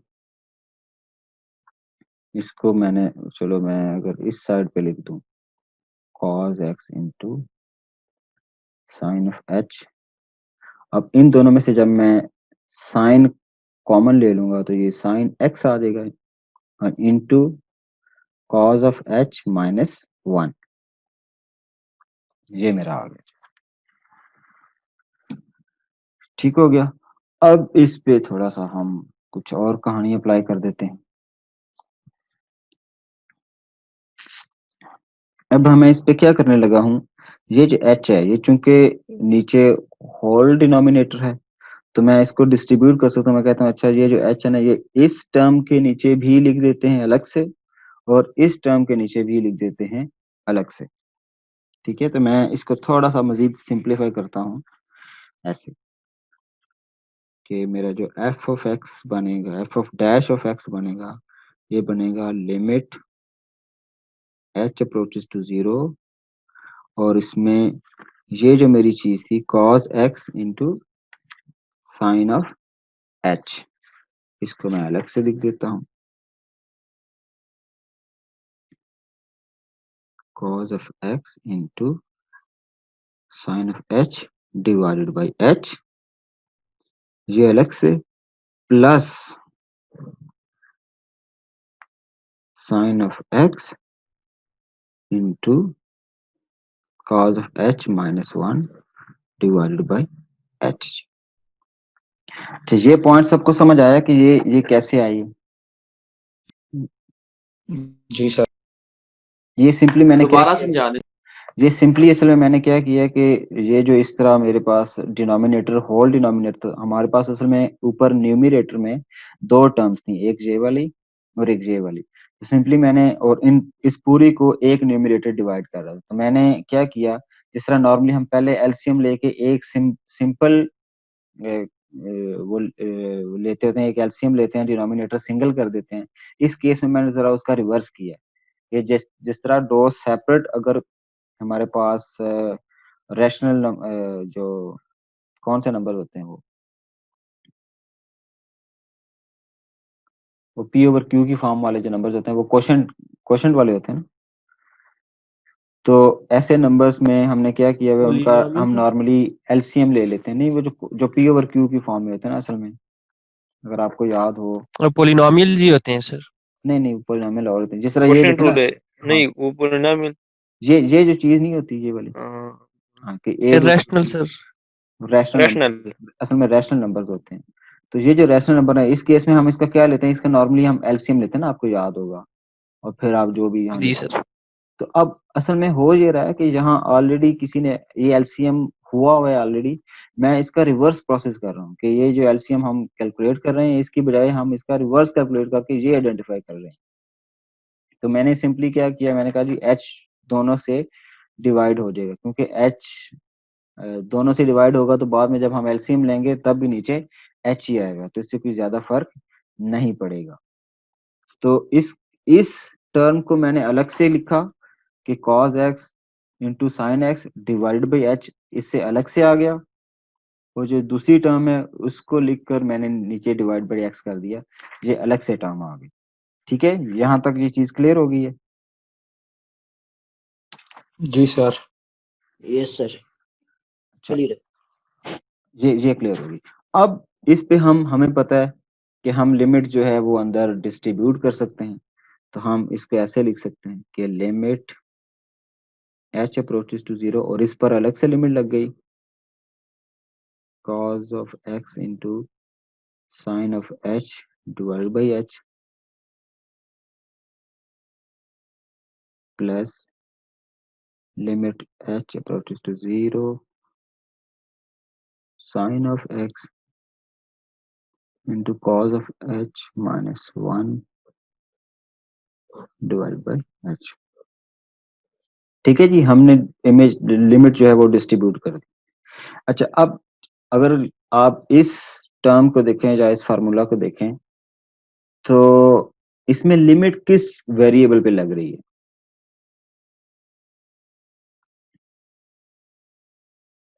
जी बताएं, लिमिट कौन से वेरिएबल पे लग रही है? एच पर सर? एच वाले पे सर लग रही है साइन ऑफ एच पे लग रही है। साइन ऑफ एच और कॉस ऑफ एच। हाँ जी, तो असल में हमारे इसमें जो लिमिट है वो एच पर है, तो जो एक्स वाले हमारे फंक्शंस हैं वो फिर एज ए कांस्टेंट कंसीडर होने चाहिए ना, क्योंकि उनको जी फर्क नहीं सर पड़ता जी कि सर। एच की, क्योंकि वेरिएबल एच है तो उनको फर्क नहीं पड़ता। तो इसका मतलब है कि ये जो आपके एक्स वाले हैं इनको हम सेपरेट कर सकते हैं। तो इसको मैं ये लिख सकता हूँ कि भाई cos ऑफ एक्स अलग से आ गया, और फिर आपने अप्लाई की limit h approaches to h 0। अब ये किस पे अप्लाई हो रही है? Sine of h divided by h। सही हो गया?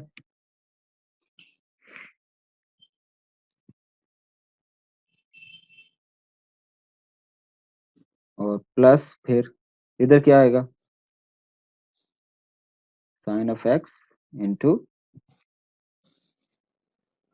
Limit h approaches to 0 cos of h minus 1 divided by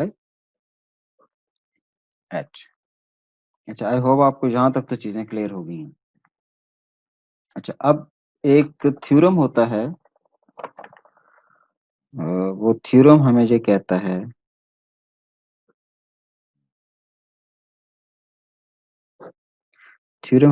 है कि भाई अगर आप लिमिट थीटा अप्रोचेस टू 0 लें और साइन ऑफ थीटा हो और डिवाइडेड बाय थीटा हो, तो this is actually equal to 1। ये जो थ्योरम है ये चैप्टर नंबर 2 के अंदर है, और थ्योरम नंबर 7 इसका नंबर है।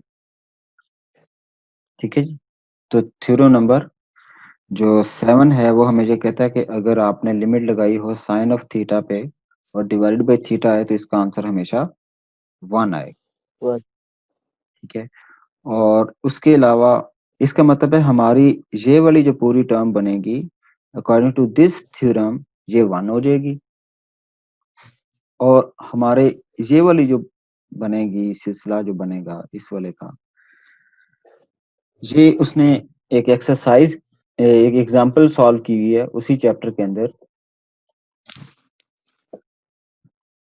एग्जाम्पल नंबर 5 जो है, एग्जाम्पल नंबर 5, उसके अंदर उसने इसी तरह के पार्ट को सॉल्व किया हुआ है और उसने बताया हुआ है कि अगर आपका cos of theta minus 1 divided by theta और limit h approaches to sorry h नहीं, थीटा अप्रोचेस टू 0 हो तो this is actually equal to 0। ये उसने उधर प्रूव किया हुआ है। ठीक है, ये बात समझ आई आपको? अच्छा, ये असल में मैं इसका सोल्यूशन करवा सकता था कि ये एग्जांपल वो कैसे कर रहे हैं, लेकिन वो मैं डेप्थ में इसलिए नहीं गया क्योंकि वो, अगर आपको याद हो, आपने हाफ एंगल फार्मूलाज वगैरह कभी पढ़े हैं ट्रिग्नोमेट्री में? ये सर पड़े हुए हैं। हाँ, वो जो असल में वो हाफ एंगल ट्रिग्नोमेट्री की तरफ चला जाता, तो अभी मैं उसकी डेप्थ में जाना नहीं चाह रहा क्योंकि अभी हमारा फोकस डेरिवेटिव्स है। तो हाफ एंगल फार्मूला अप्लाई करते हुए उसने इस पूरी टर्म को कहा कि ये इक्वल टू 0 आती है। ठीक है जी, ये सबको क्लियर हुई? अच्छा, ये इसको प्रूव करने की जरूरत नहीं है क्योंकि ये ऑलरेडी उसने किया हुआ है, लेकिन हाफ एंगल फार्मूला के थ्रू किया हुआ, मैं उसकी डिटेल में अभी नहीं जाना चाह रहा। तो ये जो हमारी पूरी ठीक है सर। ये जो हमारी पूरी टर्म है, ये बन रही है और इसका मतलब है ये पूरा इक्वल टू आएगा 0। और ये थ्योरम नंबर 7 ऑलरेडी उसने बताया हुआ है कि जब sine of theta divided by theta हो और लिमिट थीटा अप्रोचेस टू 0 हो तो वो 1 आती है। तो इसका मतलब है हमारा आंसर क्या आएगा? हमारा इस केस में जो आंसर बनेगा वो एफ डैश ऑफ एक्स, ये कॉज ऑफ एक्स आ गया और इसके साथ 1 ये 1 हो गया पूरा, तो 1 मल्टीप्लाई हो गया, प्लस कर ही देता हूँ, प्लस साइन ऑफ एक्स और ये साथ पूरी ये टर्म क्या हो जाएगी? थीटा। ये 0 हो जाएगी। ये 0 है, ये थीटा नहीं, ये 0 है। ओके। ठीक है, तो दिस इज 0, तो ये मेरी 0 हो गई। तो इसका मतलब है ये मेरी पूरी टर्म ही 0 हो गई। तो मेरा एक्चुअली आंसर क्या बना? F of dash of x क्या बना? वो मेरा असल में cos x। Cause of x बना।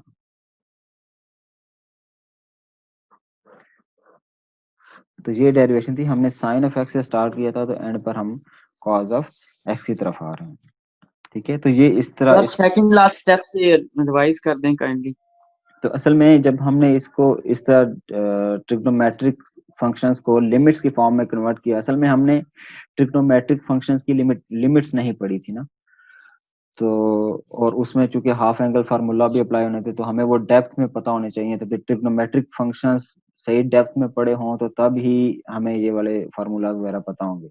इसलिए मैंने जस्ट ये किया कि ये जो उसने थ्योरम हमें दिया हुआ था, हमने उस थ्योरम को सिंपली अप्लाई किया। उस थ्योरम के मुताबिक अगर sine of theta divided by theta और लिमिट थीटा पे लगी हो और अप्रोचेस टू 0 हो तो वो हमेशा 1 के इक्वल आएगा।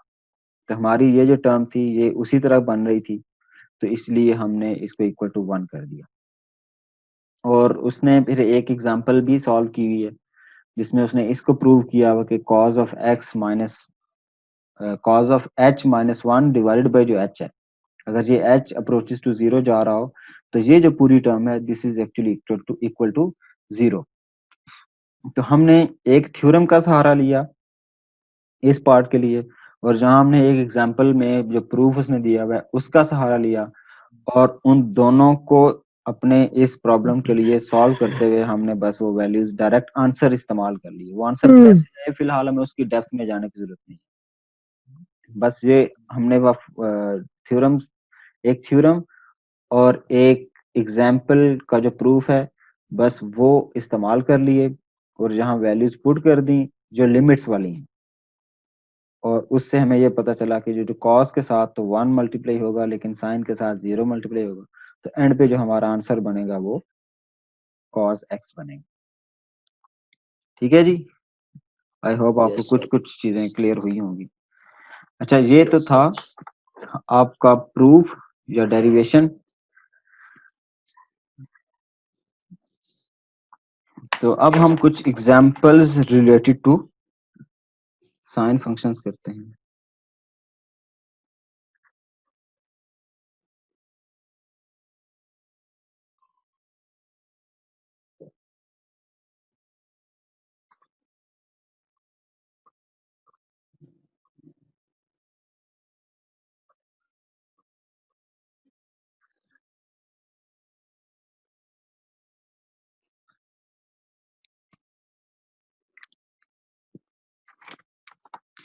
अच्छा, जो हमारी पहली एग्जांपल है, example number 1 is y is equal to x का square minus sine of x। तो क्या ख्याल है ये कैसे अप्लाई होगा, इसको हम कैसे सॉल्व करें? हो जाएगा, डेरिवेटिव लेना पड़ेगा इसका। सिंपल डेरिवेटिव हम अप्लाई करेंगे। हम y डैश जब अप्लाई करेंगे तो इस पर डेरिवेटिव अलग से अप्लाई होगा, d by D x of x square minus d by D x of x sine of x पे अप्लाई साइन होगा। अब हमें ये पता है कि इस पर पावर रूल अप्लाई होगा और इसका आंसर 2x आएगा। और यस सर। यहाँ 2x minus cos x। हाँ जी, 2x minus cos x। Call.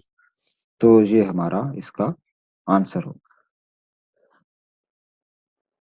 ठीक है जी, तो इजी। ये तो बहुत इजी है। ये तो बहुत इजी है ना, वो ऐसे ही होता है ना, हम इजी से फिर मुश्किल की तरफ जाते हैं।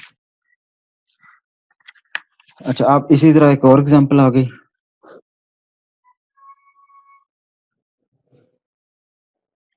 कि किसी ने दे दिया जी y is equal to X का square into sine of X. हाँ जी, इसका क्या होगा?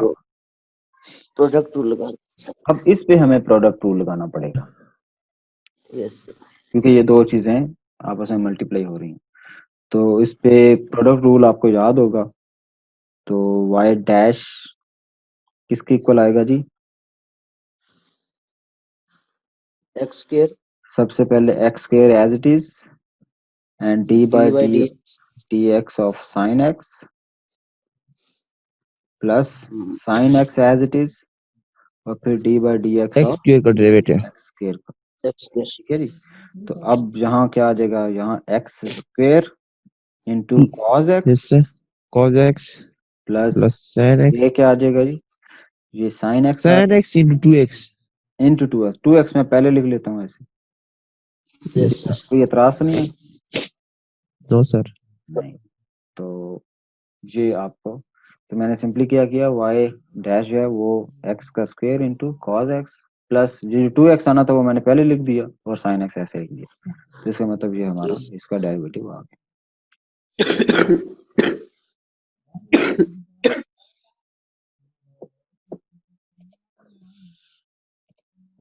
अब तीसरी एग्जांपल हम करते हैं, और उसमें अगर हमें कोई किसी ने दे दिया y is equal to sine of x divided by x। तो इसका अगर हमें डेरिवेटिव फाइंड करना होगा तो इस पे हमें क्वोशंट रूल अप्लाई करना पड़ेगा। और क्वोशंट रूल हमें क्या कहता है कि y का जो डेरिवेटिव है दैट इज एक्चुअली x जो है नीचे इसका स्क्वायर हो जाएगा, क्योंकि जो नीचे होता है उसका स्क्वायर लिख देते हैं, और फिर ये नीचे वाला ऊपर एज इट इज और फिर d by D x of sine of x. अच्छा, अगर ये किसी को समझ ना आए तो वो बिल्कुल अपने सामने जो क्वोशंट रूल्स हमने पिछले लेक्चर्स में पढ़े थे वो अपने सामने रखे और फिर इसको देखे तो उसको फौरन समझ आ जाएगी कि ये मैं ऐसे क्यों लिख रहा हूँ।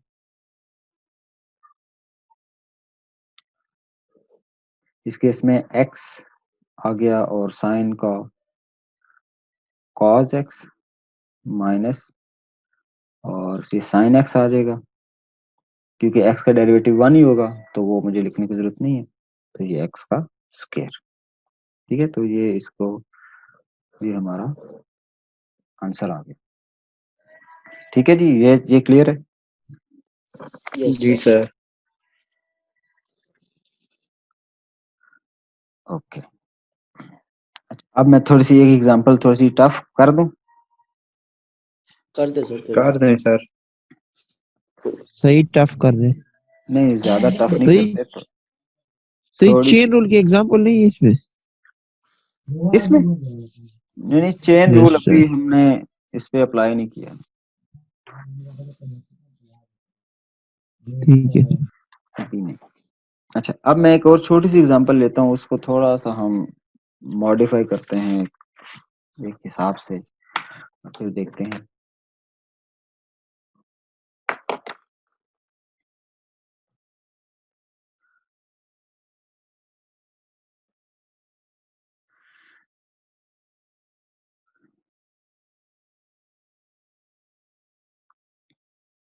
अच्छा अब किसी ने ये लिख दिया जी साइन ऑफ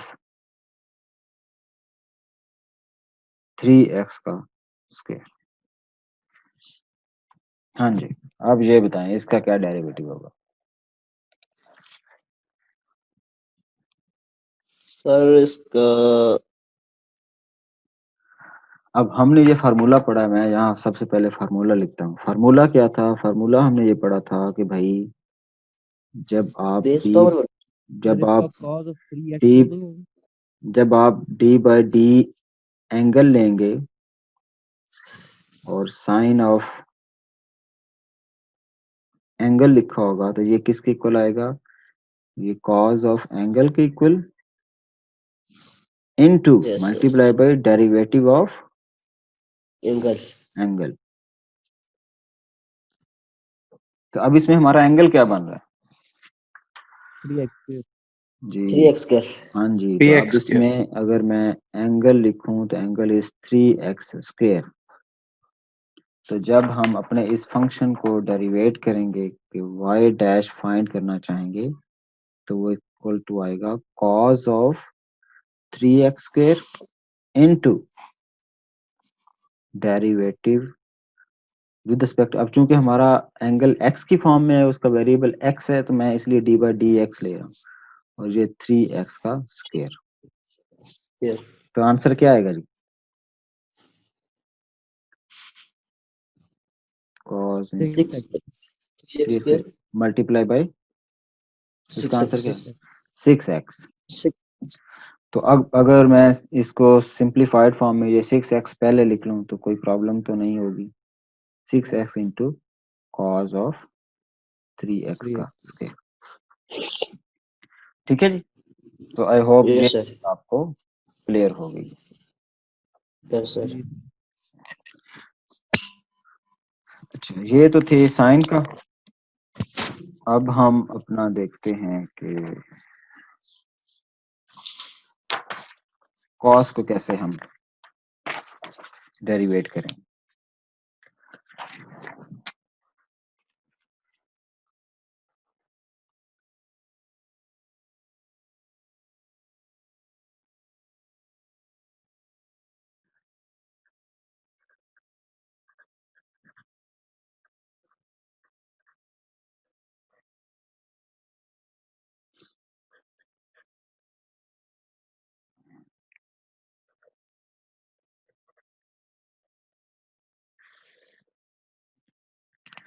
ओके जी, तो डेरिवेटिव ऑफ कोसाइन हम कैसे फाइंड करें? अगेन इसको हम उसी फार्मूला के थ्रू लिखते हैं कि अगर हमें किसी ने y दिया हुआ है कॉज ऑफ एंगल, तो इसका जब हम डेरिवेटिव लेंगे विद रिस्पेक्ट टू एंगल, तो कॉज ऑफ एंगल, तो ये किसके इक्वल आएगा जी? ये minus sine of angle into d by d angle d by d angle and angle. Angle ठीक हो गया जी? यस एंगल तो अब अगर हम एक छोटी सी एग्जांपल ले लें तो इसका मतलब है हम फार्मूला क्या लिख सकते हैं सिंपल। अगर हम y is equal to cos of x ले लें तो हमारा जो derivative of cos of x है वो असल में क्या आएगा? Minus sine of x multiply by x का डेरिवेटिव, और x का डेरिवेटिव चूंकि 1 होता है तो ये मेरे पास फार्मूला आ गया। अच्छा, तो इस पे हम असल में ये डिस्कस कर रहे थे कि डेरिवेटिव ऑफ कोसाइन, जिस तरह हमने पहले साइन का जो फंक्शन था उसका डेरिवेटिव हमने फाइंड किया कि कैसे क्या आता है और कैसे आता है, उसको डेरिवेट भी किया। लेकिन इसकी मैं डेरिवेशन नहीं करूंगा, ये आप डेरिवेशन खुद करेंगे।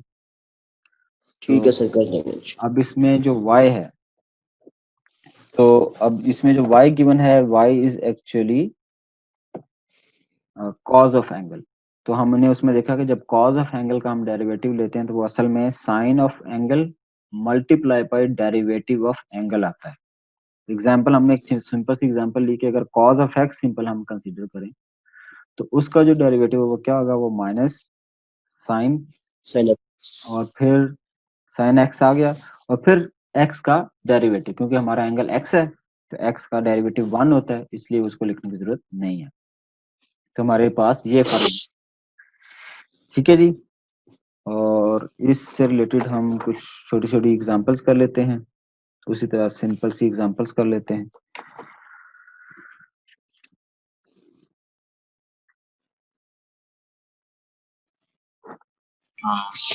सर ये हमारे पास कॉस एंगल था, तो कॉस एक्स में कैसे चेंज हो गया? अरे नहीं, कॉस एंगल जो मैंने लिखा है ये एक जेनेरिक है, ये जेनेरिक है, ठीक है। कि एंगल, मेरा इसका कहने का पर्पस है कि एंगल कुछ भी हो सकता है। लेकिन यहाँ अच्छा फिर सर। एक एग्जांपल ली कि जब एंगल इक्वल टू एक्स होगा तो फिर क्या होगा, ठीक है। तो यहाँ मैंने एक एंगल की एग्जांपल एक्स ले ली, आप एंगल की एग्जांपल एक्स स्क्वायर भी ले सकते हैं। जिस तरह मैंने ये पिछला, अगर आपको याद हो तो, यहाँ ये जो एग्जांपल हमने सॉल्व की थी तो इसमें मैंने यहाँ एंगल 3x² ले लिया था।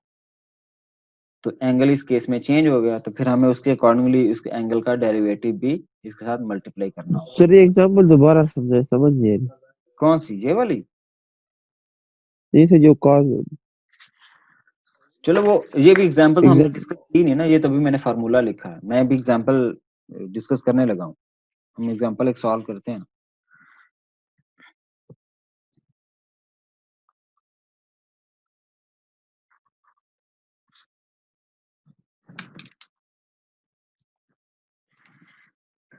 अच्छा, अब एग्जांपल नंबर 1 क्या है कि किसी ने हमें ये दिया हुआ है कि y is equal to 5x plus cos of x।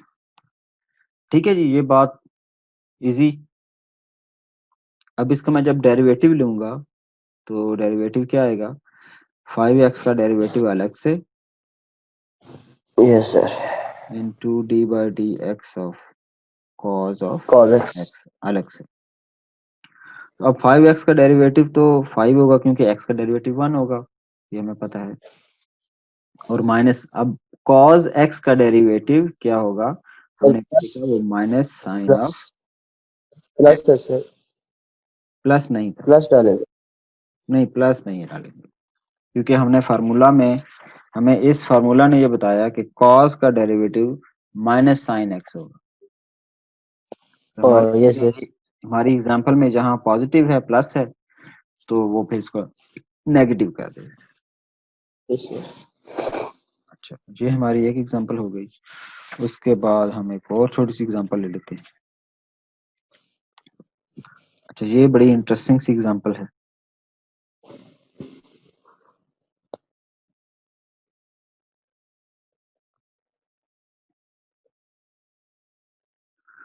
Sign of x and cos of x, इसका क्या करेंगे? क्वेश्चन प्रोडक्ट रूल, इस पे हम प्रोडक्ट रूल अप्लाई करेंगे। तो y डैश जो होगा वो असल में क्या होगा, sine sine x as it is into derivative of cos plus cos as it is and derivative of sine. अच्छा, अब हमें साइन एज इट इज आ गया इधर। अब जो cos का डेरिवेटिव है वो अभी हमने पढ़ा था कि वो माइनस साइन ऑफ एक्स होता है, और जो cos फिर एज इट इज आ गया, और साइन का डेरिवेटिव हमेशा ये पॉजिटिव cos x होता है, ये आ गया। फिर यहाँ क्या करेंगे हम, ये आपस में जब माइनस मल्टीप्लाई करेंगे तो क्या होगा, माइनस साइन स्क्वायर एक्स। ये माइनस साइन स्क्वायर एक्स हो जाएगा और ये positive cos. Cos square x. इसको थोड़ा सा मैं रीअरेंज कर लेता हूँ ताकि ये चीजें अच्छी हों। कॉस स्क्वायर एक्स को पहले लिख लेता हूँ माइनस साइन एक्स का स्क्वायर। ना भी लिखें तो कोई फर्क नहीं है, बस मैंने थोड़ा सा इसको रीअरेंज कर दिया ताकि चीजें जरा अच्छी लगे। ठीक है जी, आई होप ये एग्जांपल समझ आ गई सबको। Yes sir.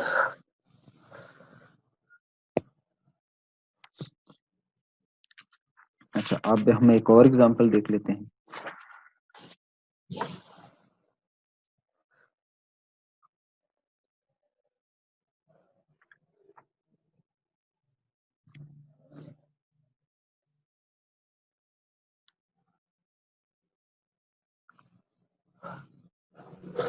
y is equal to cos x divided by 1 minus sin of x।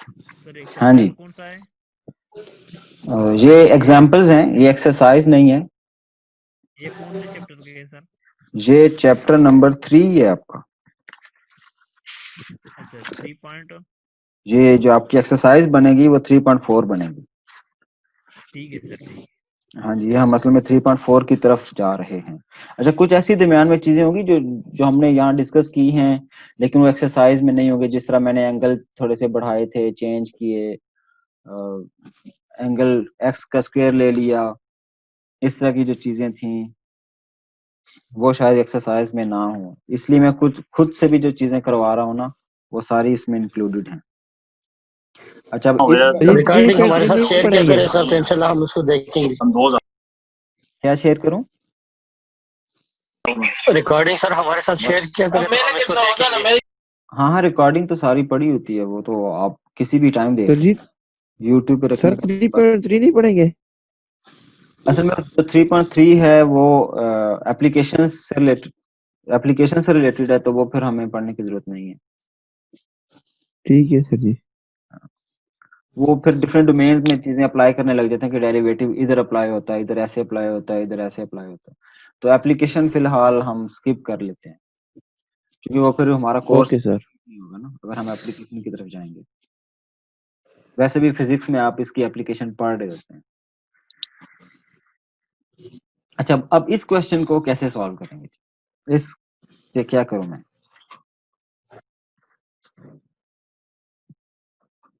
इसका डेरिवेटिव कैसे आएगा? इससे मैं क्वेश्चन रूल अप्लाई करूंगा। Yes sir. तो क्वेश्चन रूल ये बेस का कि बेस का स्क्वायर आ जाएगा 1 माइनस साइन ऑफ एक्स जो है इसका स्क्वायर आ गया, और फिर ये जो बेस है ये एक दफा तो हम एज इट इज लिख देंगे साइन ऑफ एक्स ऐसे into derivative of cos x. Cos x minus जो ऊपर कॉस एक्स है वो एज इट इज एक दफा लिखा, और फिर हमने इसके साथ मल्टीप्लाई किया 1 derivative minus of sine 1 x. Minus sine of x. ठीक हो गया जी। तो अब हमें जो पता है 1 माइनस साइन एक्स को हम एज इट इज लिख देते हैं, और कॉस का डेरिवेटिव क्या होता है जी? Minus sine X. माइनस। अच्छा, एक इंटरेस्टिंग चीज है, शायद आपको पहले भी पता होगी, जो ट्रिग्नोमेट्रिक फंक्शन सी से स्टार्ट होगा ना, ये ट्रिक है याद रखने की, उसके डेरिवेटिव में हमेशा माइनस साइन आएगा। तो सी चूंकि कॉस चूंकि सी से स्टार्ट हो रहा है तो इसका जो डेरिवेटिव होगा वो हमेशा उसके डेरिवेटिव में हमेशा माइनस साइन लाजमी आएगा। और फिर यहाँ हमने लिखा कॉस ऑफ एक्स। अब ये इस पार्ट का डेरिवेटिव क्या बना? 0। 1 का 1 0 derivative minus cos minus cos cos x. X. ठीक है, और नीचे उसी तरह फिर हमने 1 माइनस साइन ऑफ स्क्वायर कर दिया। अच्छा, अब हम सिंपली थोड़ा सा इनको रीअरेंज कर लेते हैं या अंदर मल्टीप्लाई कर लेते हैं। तो यस सर। क्या आएगा जी? ये माइनस साइन ऑफ एक्स जब इस 1 से मल्टीप्लाई होगा तो ये माइनस साइन ऑफ एक्स आ जाएगा, और फिर ये जब माइनस प्लस माइनस ये प्लस आ गया साइन ऑफ ये स्क्वायर हो गया। अच्छा, ये जब कॉज ऑफ एक्स 0 से मल्टीप्लाई हुआ तो 0 आ गया, और जब ये अंदर माइनस कॉज से मल्टीप्लाई होता है ये पॉजिटिव कॉज का स्क्वायर एक्स आ। ये पॉइंट सबको समझ आ गया जी? क्योंकि ये थोड़ा सा मुझे लगा कि कंफ्यूजिंग हो सकता है, ये अंदर नहीं मल्टीप्लिकेशन नहीं सर, ये कैसे होगी। ठीक है समझ लग गई। ठीक है। अच्छा, अब क्या इसमें कोई खास किस्म की चीज हो सकती है? अब अगर आप सर अगर इधर साइन साइन ऑफ जीरो था सर अगर इसके साथ यस जीरो सर। के साथ साइन मल्टीप्लाई होता तो 1 आता। किधर? सर अगर जिस तरह आपने cos 0 के साथ मल्टीप्लाई किया 0 हो गया, अगर साइन होता तो फिर 1 आ जाता। नहीं नहीं, 1 इस नहीं तरह आता। साइन 1 नहीं नहीं नहीं नहीं नहीं नहीं साइन नहीं 0 और cos 0 जो होता है सर। नहीं नहीं नहीं नहीं, ये देखो ये क्या हो रहा है, ये cos x है, x एंगल ये पड़ा इसके सामने लिखा हुआ है, ये एंगल है इधर, ये देखो ना, ये एंगल है इसका अपना। ये 0 इसके साथ मल्टीप्लाई हो रहा है, cos x के साथ ये 0 मल्टीप्लाई हो रहा है, ये पूरा इसका एंगल नहीं है। ये बात आप ठीक है समझें कि ये जो पूरी ब्रैकेट ठीक में है लिखा सर। है ये cos का एंगल नहीं है, एंगल cos का x है, ये जस्ट इसके साथ मल्टीप्लाई हो ठीक रहा है। है मैं यहाँ डॉट लिख देता हूँ, ये मल्टीप्लाई हो रहा है, तो ये जब 0 से मल्टीप्लाई होगा तो आंसर 0 आएगा। ठीक है ना? वो चीज डिफरेंट है कि अगर मैं कुछ ऐसा लिखूं कि अगर ये ऐसा लिखा हो cos into 1 minus cos of x। अब यहां मैंने किया कि अंदर वाला cos है उसका एंगल थीटा x है, और जो बाहर वाला cos है उसका एंगल ये पूरा है। ठीक है, तो यस सर। ऐसी सिचुएशन इधर नहीं है, ऐसा सीन इधर नहीं है, इसलिए हम इसको जस्ट मल्टीप्लाई करेंगे। अच्छा, हमने एक आइडेंटिटी पढ़ी थी कि साइन का स्क्वायर सर इसमें हो सकता है sine theta square plus cos square is equal to 1। Cos square theta cos जो स्क्वायर। ये इक्वल टू 1 होता है, ये जी सर। हमने एक आइडेंटिटी पढ़ी थी। तो अगर अगर हम ये साइन स्क्वायर एक्स और ये कॉस स्क्वायर एक्स इनको आपस में इकट्ठा करके इसका आंसर 1 लिख दें तो कोई प्रॉब्लम तो नहीं जी? No sir. नहीं सर। नहीं जी।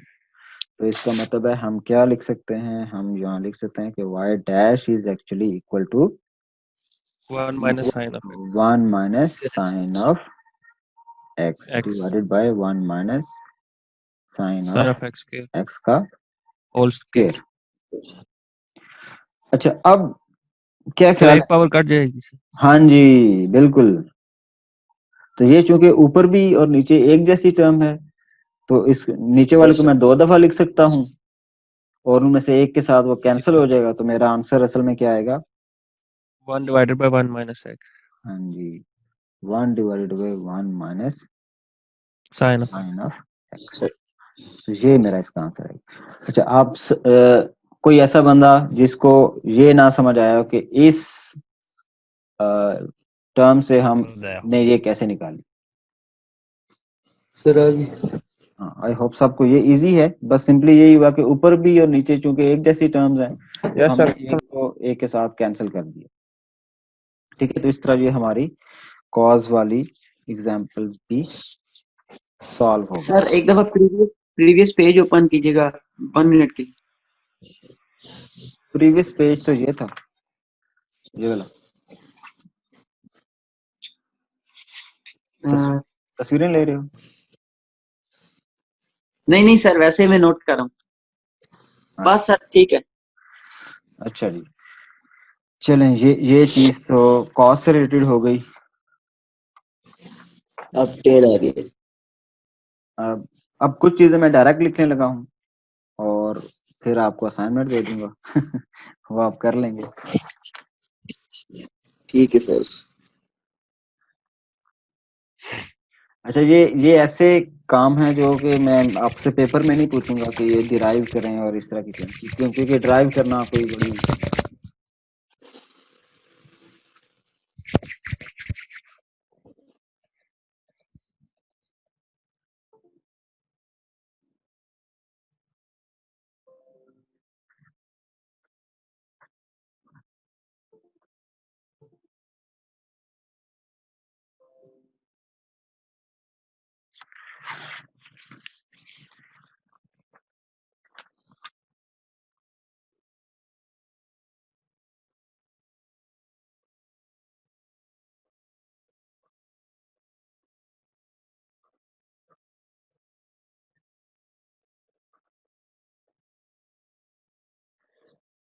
अच्छा, जो आप दूसरे इसके अलावा जो साइन और कॉस के अलावा आपके डेरिवेटिव्स हैं या ट्रिग्नोमेट्रिक फंक्शंस हैं, उनके डेरिवेटिव्स क्या होंगे?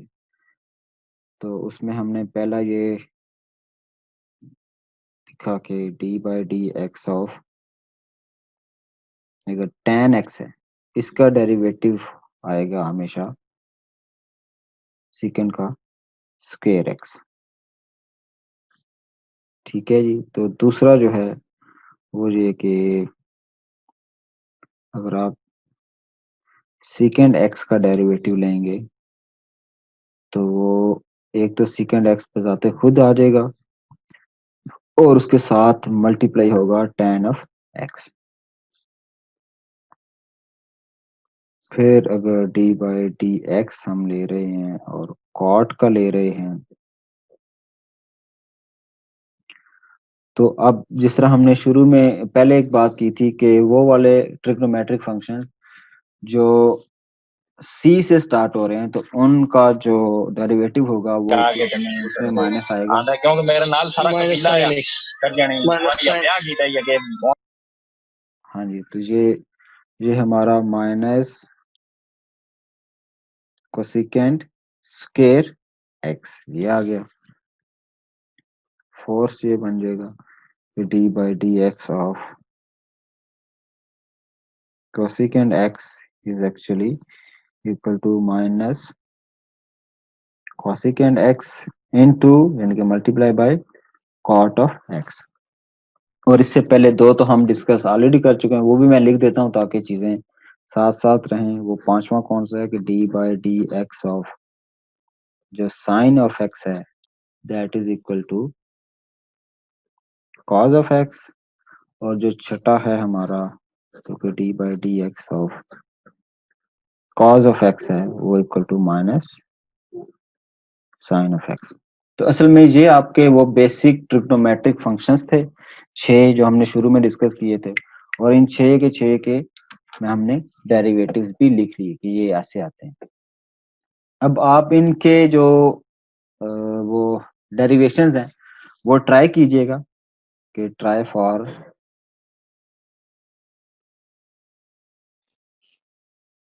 डेरिवेशन। तो आप इनकी डेरिवेशन ट्राई कर सकते हैं, ये मस्ट नहीं है, ये जरूरी नहीं है कि आप करें, लेकिन ये जरूरी है कि आपको ये पता हो कि ये इनके डेरिवेटिव्स आते हैं। ठीक है जी। ये ये कोई सबमिट करने वाली असाइनमेंट नहीं है, ये जस्ट ट्राई करने वाली असाइनमेंट। जिस तरह मैं आपको कह रहा था कि असाइनमेंट दे रहा हूं मैं, वो असाइनमेंट यही है कि आपने इसको ट्राई करना है, एक दफा कोशिश करें जिस बेस्ट। तरह सर पीछे कॉस साइन भी किए थे। और क्लास खत्म हो गया? नहीं नहीं, अभी कहाँ खत्म होगी सर सर बस इसको सर दोबारा बस समझा दो, काफी है समझ में सर। नहीं आया। किसको समझा दूं? हमजा के गढ़ से ये जो अभी असाइनमेंट आपने दी कि सर इसको दोबारा समझा दे, समझ में थोड़ा नहीं आया। अच्छा, मैं असल में ये कह रहा हूँ कि ये हमने 6 ट्रिग्नोमेट्रिक फंक्शन जो शुरू में बेसिक वाले डिस्कस किए थे, ये उन 6 के डेरिवेटिव्स लिखे हुए हैं। तो जिस तरह शुरू में मैंने आपको डेरिवेट करके बताया था, तो कि जो साइन एक्स है उसका जो कॉज एक्स डेरिवेटिव आता है वो कैसे आता है, तो वो मैंने जो डेरिवेशन की थी बिल्कुल उसी तरह आप बाकियों की भी, इन बाकी जो 5 रह गए हैं उनकी भी डेरिवेशन ट्राई करें। ट्राई करने का मतलब है कि आप कोशिश करें इसको करने की, हो जाए तो ठीक है, ना भी हो तो कोई इतना प्रॉब्लम नहीं है।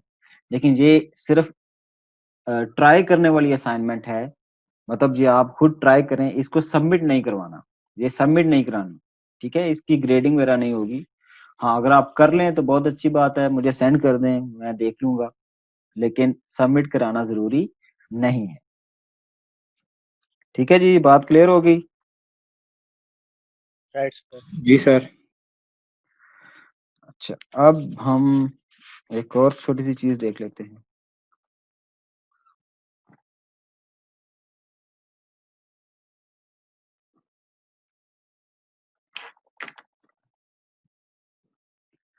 अब हम एक एग्जांपल कर रहे हैं कि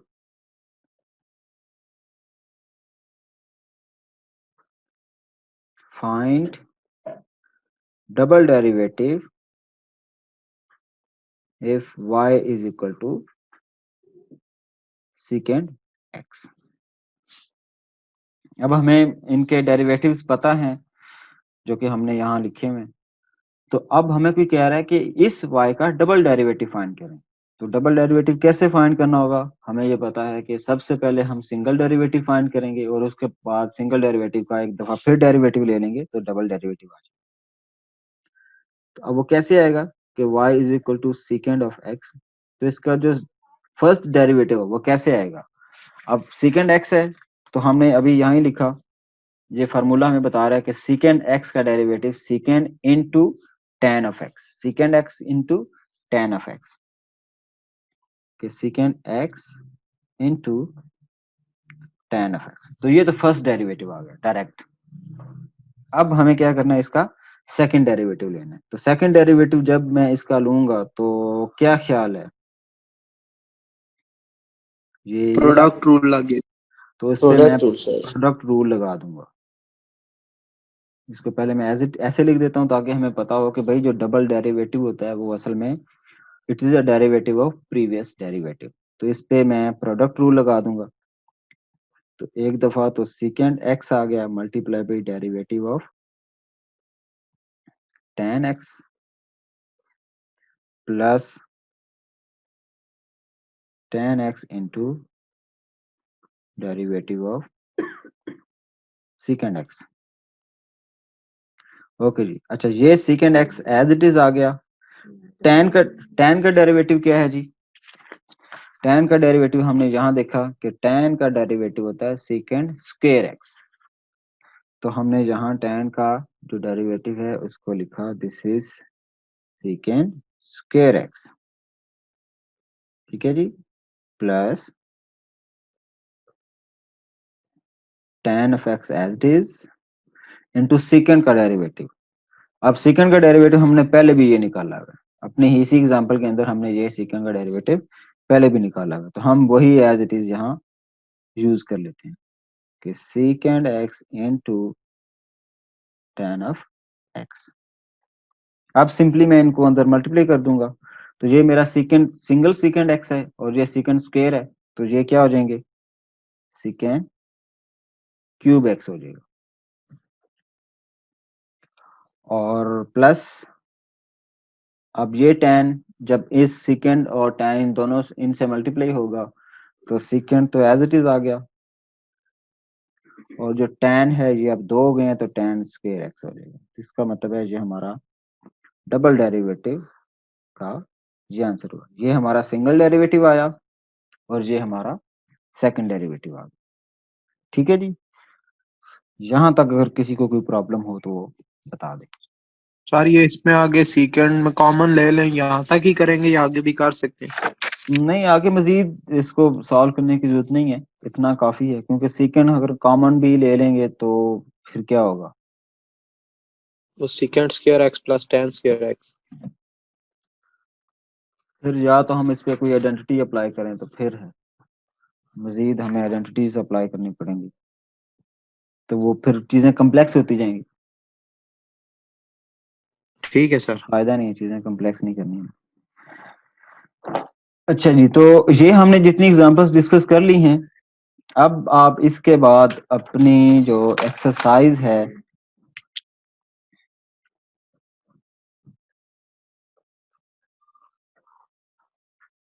थ्री 3.4 ये करने के काबिल हो गए हैं, तो अब इसके बाद आप अपनी एक्सरसाइज कर सकते हैं। सर इसका कितने क्वेश्चन करने ये बता दो। हाँ जी, इसके क्वेश्चंस जो आपने परफॉर्म करने हैं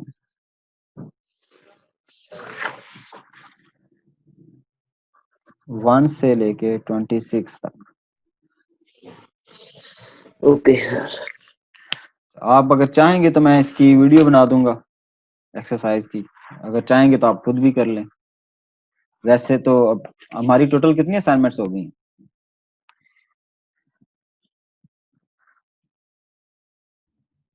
सर इसकी वीडियो बना के भेज देना। सर इस चैप्टर की तो 2 ही हैं। 3 होगी हमारी टोटल। टोटल हमारी 3 हो गई हैं।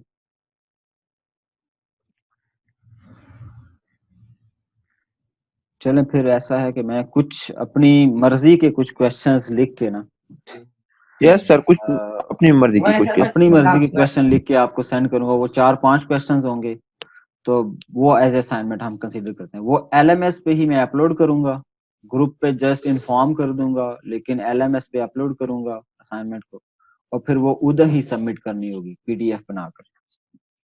और ये आज लेक्चर के शेयर कर देना।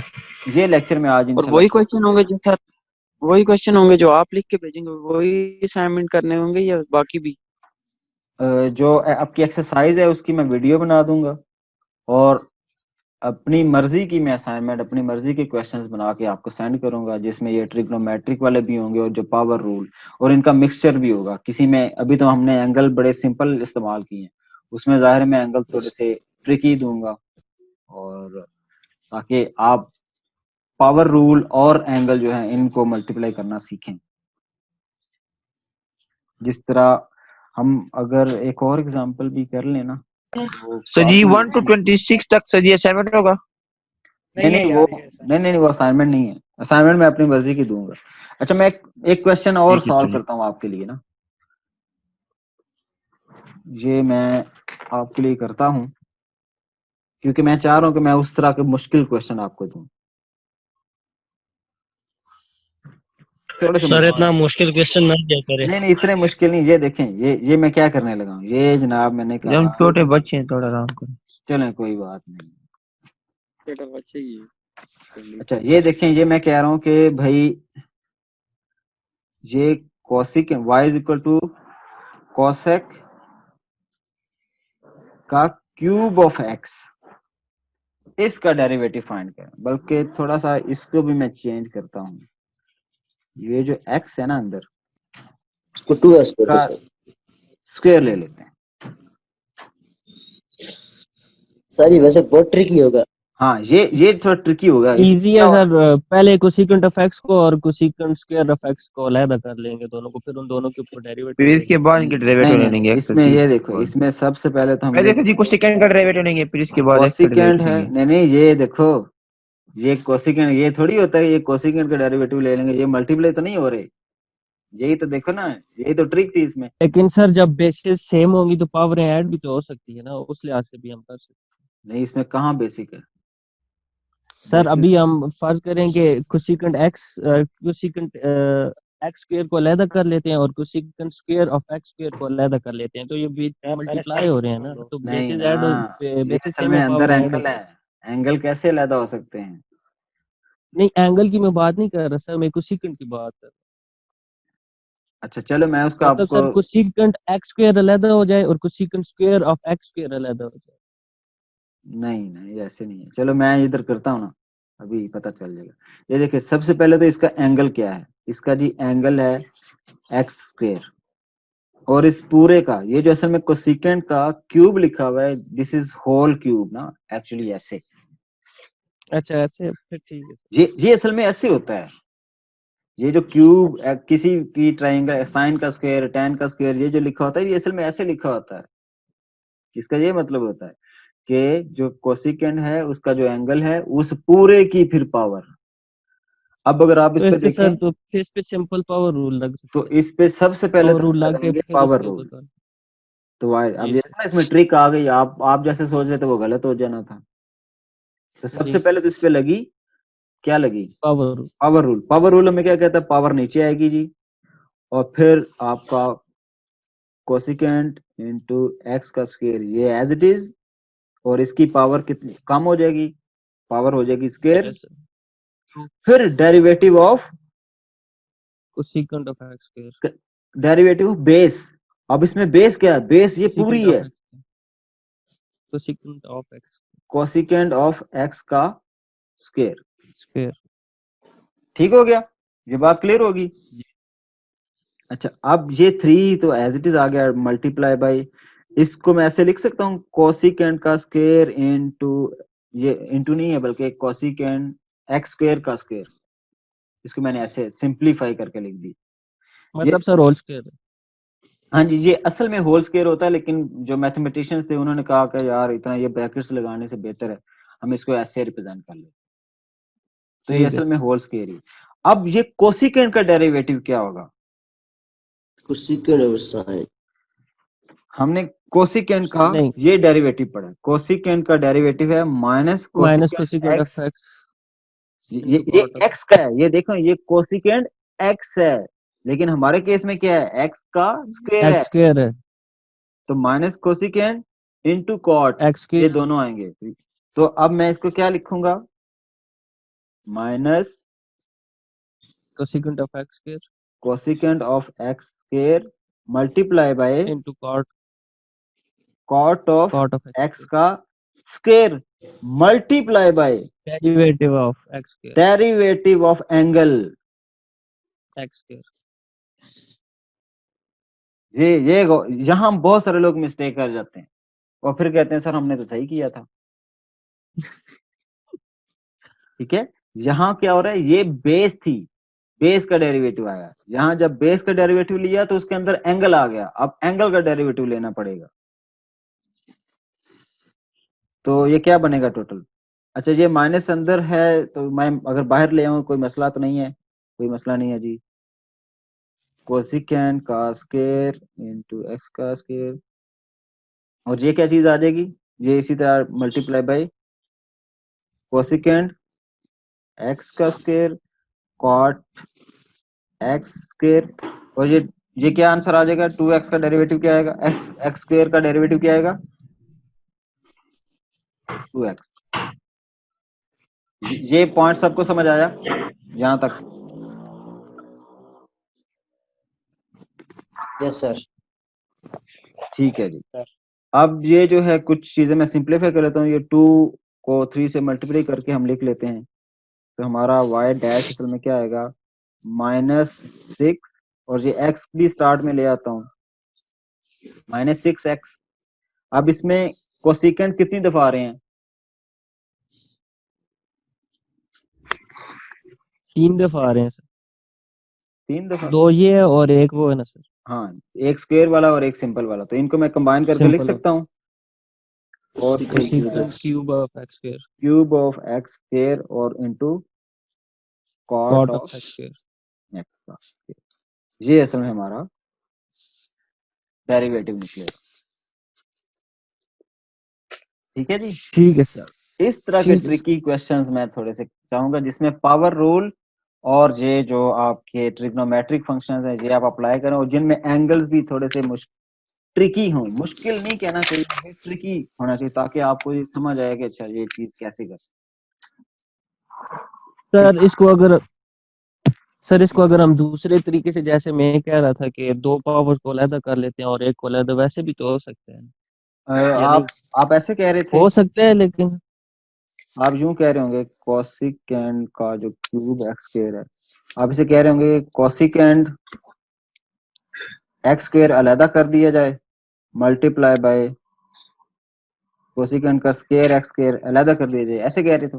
जी सर, इस तरह प्रोडक्ट में हो जाएगा, उस तरह पावर में हो जाएगा। हाँ, इस तरह प्रोडक्ट रूल लगाना पड़ेगा, और प्रोडक्ट रूल के अंदर फिर आपको जब आप इसका डेरिवेटिव लोगे फिर पावर रूल लगाना पड़ेगा। तो सबसे अच्छा तरीका ये नहीं है, आसान तरीका ये सिंपलीफाई है, लेकिन सर मैं कह रहा था उसी तरह भी हो सकता है जी, उस तरह आपकी चीजें मुश्किल हो जाएंगी, बस और तो कोई फर्क नहीं पड़ेगा, मतलब आंसर सेम आएगा लेकिन बस थोड़ी चीजें कॉम्प्लेक्स हो जाएंगी। तो इसलिए कोशिश करें कि पहले चीजें आसान तरीके से सॉल्व। ठीक है सर। जब तक कोई आपको जबरदस्ती ना कहे नहीं भाई इसमें प्रोडक्ट टूल लगाने ही लगाना, तुमने कुछ भी कर लो लगाने ही लगाना, तब तक आपने उस तरफ नहीं जाना। कोशिश करें सर जी सिंपल। पिछले